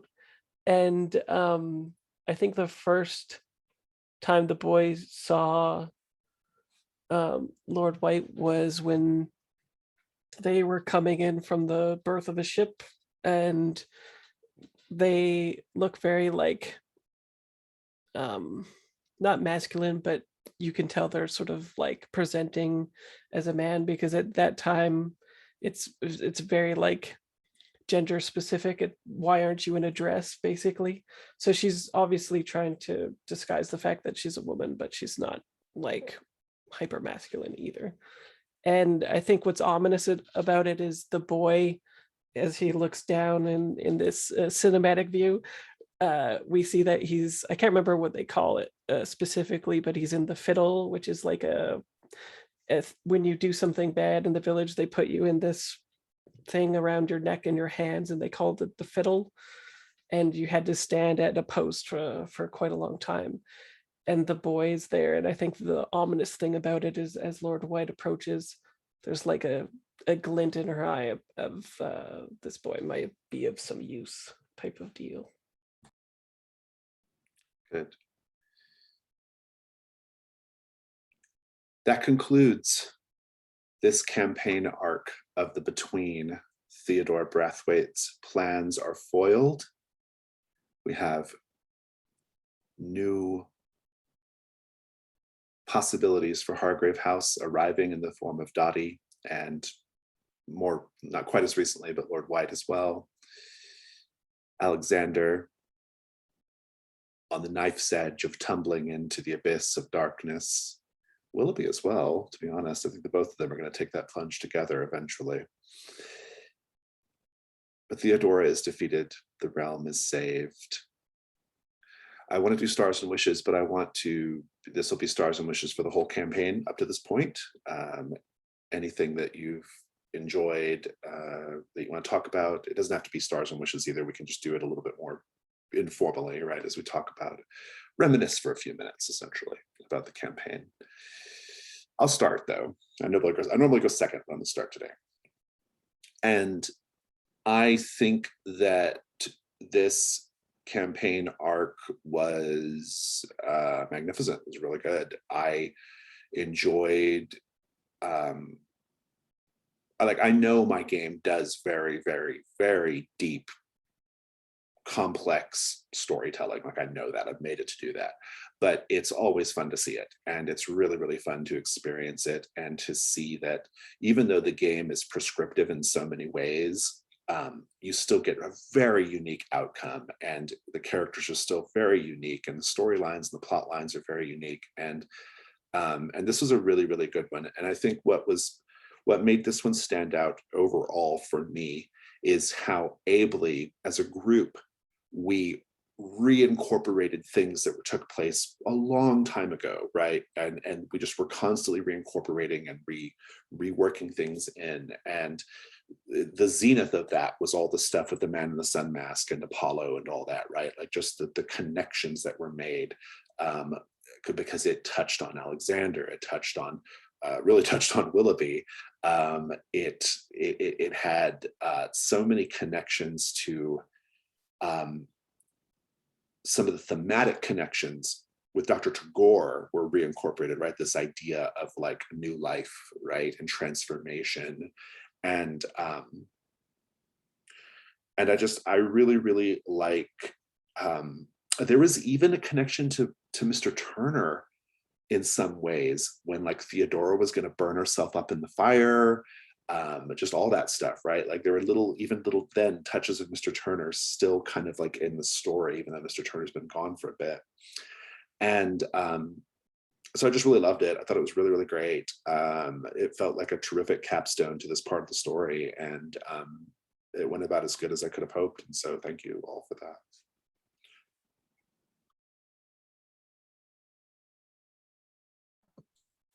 I have to do 1 star for today's game. Well, technically 2, but as we were kind of resolving our shift back into the present day, there was a lot of, because I don't come at role-playing games from, like, I come from the traditional D&D bent, so being able to actually tell stories is very addictive for me, because that's one thing that I feel like Dungeons and Dragons does less of. It's a lot of stat blocks. It's what it promises, right? Like, D&D Yes. promises this, but rarely delivers it. Yeah. You have to have a truly talented set of players that want to storytell to make it work. But that said, we had Alexander's divine intervention. we had Dottie looting the body, and then actually a dungeon crawl with Lord White and myself. So I was getting some vibes there that was really fun for me. And then when Jason said the literal stakes of the staking of that I haven't laughed that hard all week. So bravo for that.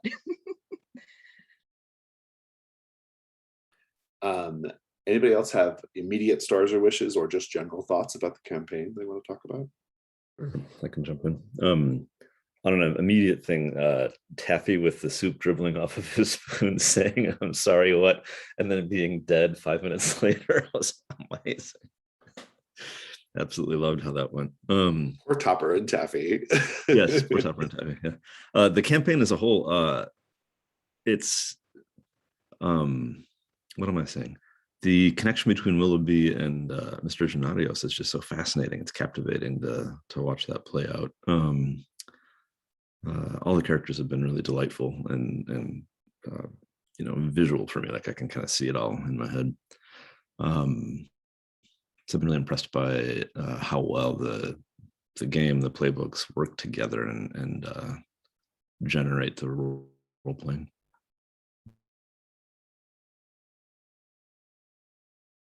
A star for just the way that these longer term kind of stories and developing backstories and connections between the characters is baked in, like with the mastermind clues coming up and just the mastermind being an ever-present character in the story, and also the way the masks develop the characters and the interplay there is just really cool and really appreciated that. I really enjoyed playing with everybody, but also there wasn't like fear about having characters die. It was like it was good for the story, or when it was good for the story, you went with it, and that was really cool.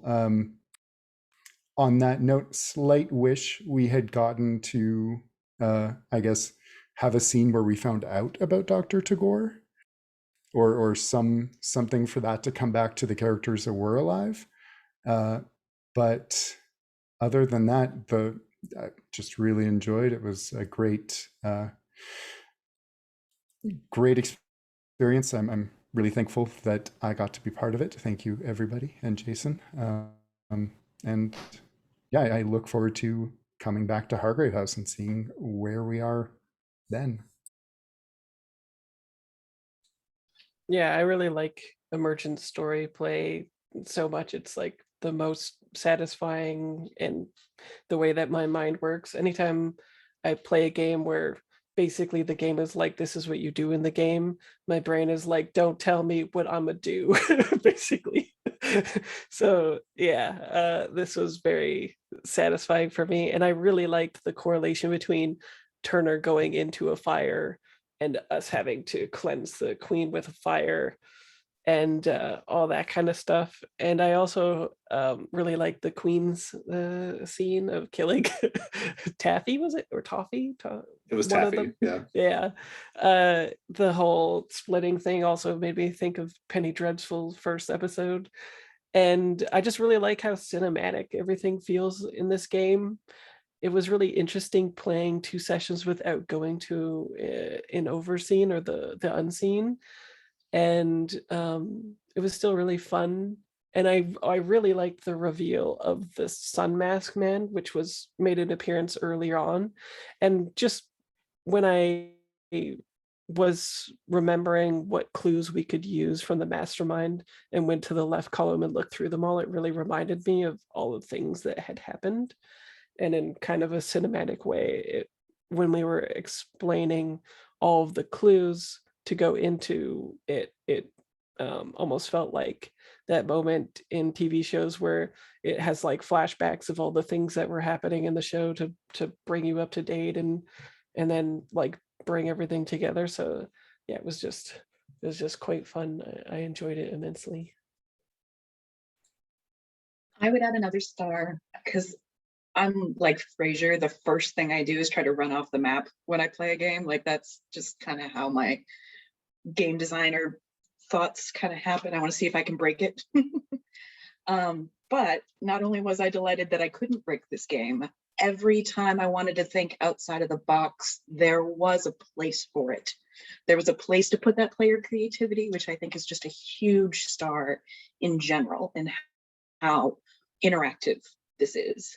But the mechanic, this was the first time I had done the clue mechanic before, where we're solving things. And I know that I think Fraser did that well, Willoughby. Like, I really found that kind of puzzle solving very satisfying as a player. And I think that there's a huge star for that, just generally speaking, because allowing the players to come up with the answers is what drives such a compelling story. And it really, truly is wonderful to play. That makes me really happy to hear, obviously, as the designer of the game. I love hearing that. I will tell you, Fraser knows this probably more than the rest of you do, but this is a Powered by the Apocalypse game, and there are certain ways that Powered by the Apocalypse plays out and works, and this game has a lot of that stuff in it. But this is, I think, the Between, and Brindlewood Bay as well, which we may get to play in the future. I think that this is something like pretty unique in terms of outcomes. It's pretty unique in terms of gameplay. It's pretty unique in terms of the way the system works. And I don't think anyone has topped my mystery system before or yet so far. So I'm happy with it. So it makes me happy that you respond so well to it, because that's how it's supposed to go. And because I have a lot of like the axe I grind a lot in role-playing games, going back to the literal first episode of the Gauntlet podcast 6 years ago, 6 years ago now, is mysteries, is how to do a mystery in a role-playing game context. And it took me a while to get here, but I'm really happy that this is here now. So thank you for that. That's really wonderful. This was just so great. I can't. I like that. I like what you said, Sarah, about like that there's always some place to put your creativity. I've never thought about it in those terms, but I think that's a good way of putting it. I've always thought about it in terms of like, there are lots of buttons in the game, and you can press the ones that are most interesting to you. And it's okay if you don't press them all, because the ones you press are going to lead to some good story, right? But I kind of like the way you put it, of like, there's always a place to put your creativity. I think that's a good way of characterizing it. I like that a lot. So, yeah. You have my permission to steal it. I'll take it, yeah. Or tags on the game. The back of the book. Do a testimonial, right? Yeah. It's good. Yeah, it's good. Any other final thoughts on Stars or Wishes, or just general thoughts about the campaign?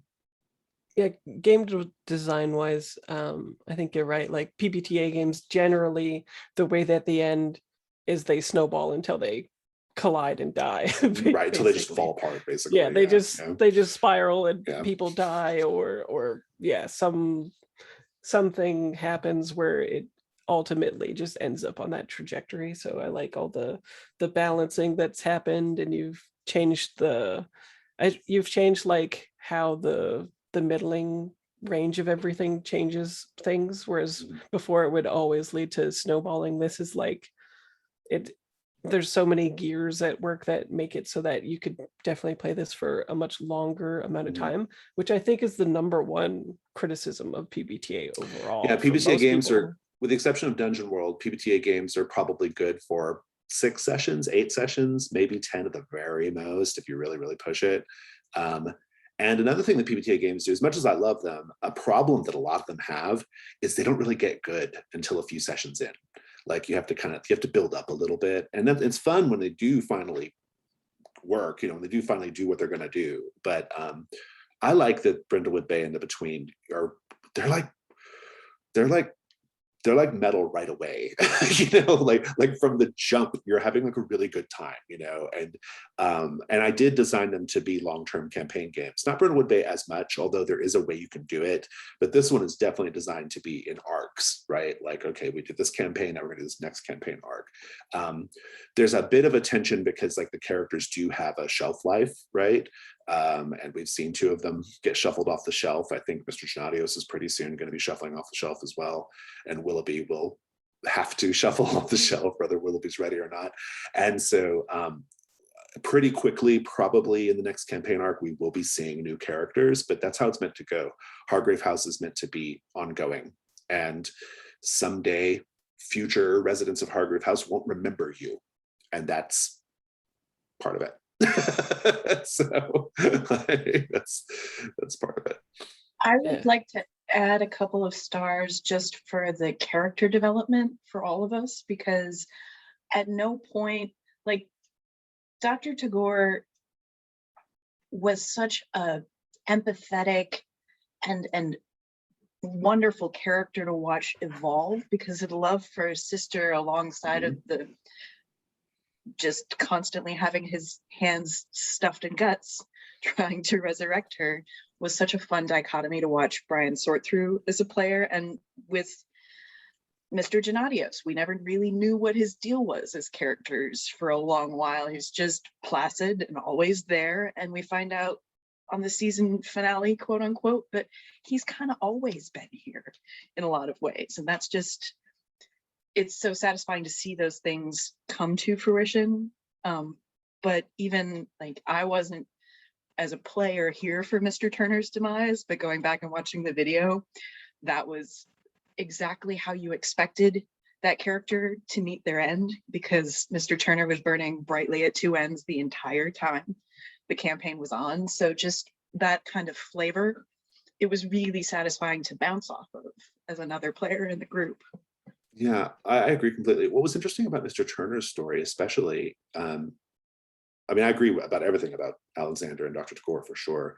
But the thing about Mr. Turner's, the place in the campaign, is that the Coven was almost like the other big bad, right? Like the Coven was like a really central part of the story early on and a major danger before Theodora was. And so it was kind of interesting that like we almost had like 2 little story arcs, right, in this one. And then once the Coven was done, we very rapidly saw Mr. Turner's shuffling to exit stage left, you know, which I thought was intriguing. It's like the Coven was Mr. Turner's purpose, you know, which I think is interesting. So for sure. Yeah. It all feels very cinematic to me. Like if you're picturing it as a TV show or whatever, you'd be like, it's, well, for one, I would watch this show.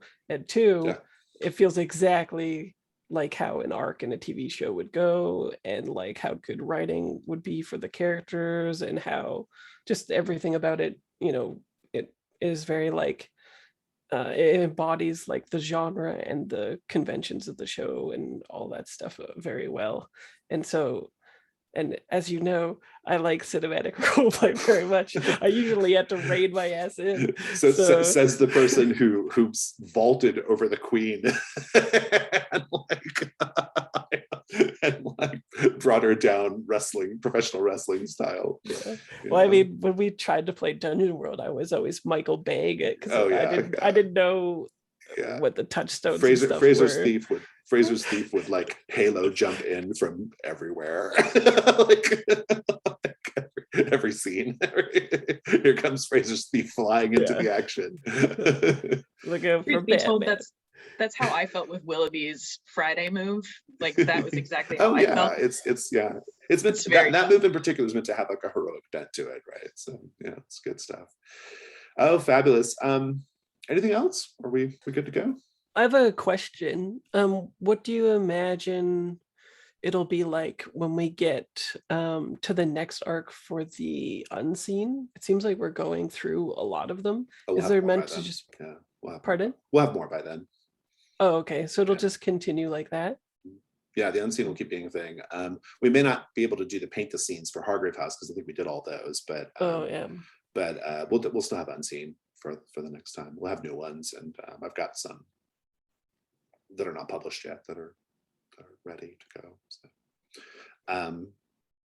yeah, I think it's probably going to be a little bit before we pick up the campaign again, just because like I'm just like publication wise, we're just not quite ready for the second campaign arc yet. It's really only kind of one campaign arc so far that you can kind of get in the initial publication. But we have a lot of things coming up. We've got, we have I think there are going to be 5 total new playbooks that are going to be around the corner within the next couple months.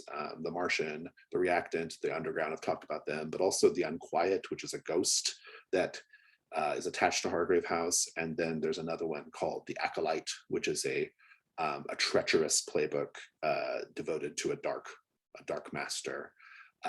And so those are some things coming up. We've got a million new threats between the official ones that are coming and all those threats that were just in the contest. Many of those are very, very good. I've read through about half of them so far. And of that half, a solid 25% of them are like things that I would publish. Like they're really good. And so we'll have lots of like stuff to do, but it just might be a minute before we can come back to it. I think I would like to do Brindlewood Bay. I think that'd be a lot of fun if everyone's interested in that. Brindlewood Bay has the Between is inspired in part by Brindlewood Bay mechanically, and so it'll have a similar feeling, but it's a different kind of story. It is a horror game as well, but it's a much more like light touch, and it's a lot more it's a little bit more like about it's got a little bit more like comedy and coziness built into it more than the Between does. And so it'll be a slight change of pace, and it's all about just solving murders. The only mystery is murders. But I think you all enjoy it, so we can do that for a little bit whenever we come back. But we will have 2 weeks off because of the retreat. And so if you all want to do something before then, by all means, but we won't be picking up with me at least until probably the 2nd of October, I think, is when we'll pick back up with this group of people. But if I know Drew was thinking about running Quietus or something else in the meantime, so if you all want to do that, but by all means, that's on you guys. But we will pick up with Brindlewood Bay on the 2nd, if that sounds good to everybody. I read Thursday Murder Club to anticipate this. Okay, very good. I think you'll like Brindlewood Bay a lot. It's a fun game. And if there's nothing else, we have an end of credits scene. Lord White, you're in the Royal Explorers Club. Checkmating your opponent in chess. A 1 Admiral Titus flag. Admiral Flag is in his tuxedo, as you're expected to be at the Royal Explorers Club. He's an older man, very has a strangely vacant stare and jowly, and you've just checkmated him, and he says, well, there you are. You are rather difficult to defeat, Lord White. Did you expect anything less? No, I did not. You have always been a worthy opponent at the chess table. The highest of compliments. Funny thing, no one has heard from Ms. Brathwaite in some months. Do you know what might have happened to Theodora? Well, I shouldn't cast aspersions, but my first glance would be at the servant that she held for so long. Yes. How are things at Hargrave House, Lord White? Returning to normal. As normal as things can be there, I suppose. Exactly. I gather you'll get up to some rather dark work at Hargrave House. One cannot recognize the light without being in the dark for some time. Funny. I feel like I've heard a similar quote somewhere. Yes, it was from Theodora, in fact. You know, I was a young officer when she was caught during her pirating days. I was part of the crew that brought her in. Did you know that? I don't think I did. Theodora kept her secrets tight to the vest. Yes. Unless she had to impress upon you in some way. She had to impress upon me at that time. She actually showed me somewhere on the map, somewhere that I should go and explore, and I did. An island in the North Atlantic. I took a small crew there, and I saw what she meant for me to see. Wouldn't you like to know what it was? Only if it doesn't cost too much. Perhaps someday I shall tell you the story. But for now, can I interest you in another game? Always, and I'll pick up the 2 pieces and hold out my hands. That's it for today. Thank you all so much. We'll see you on October 2nd.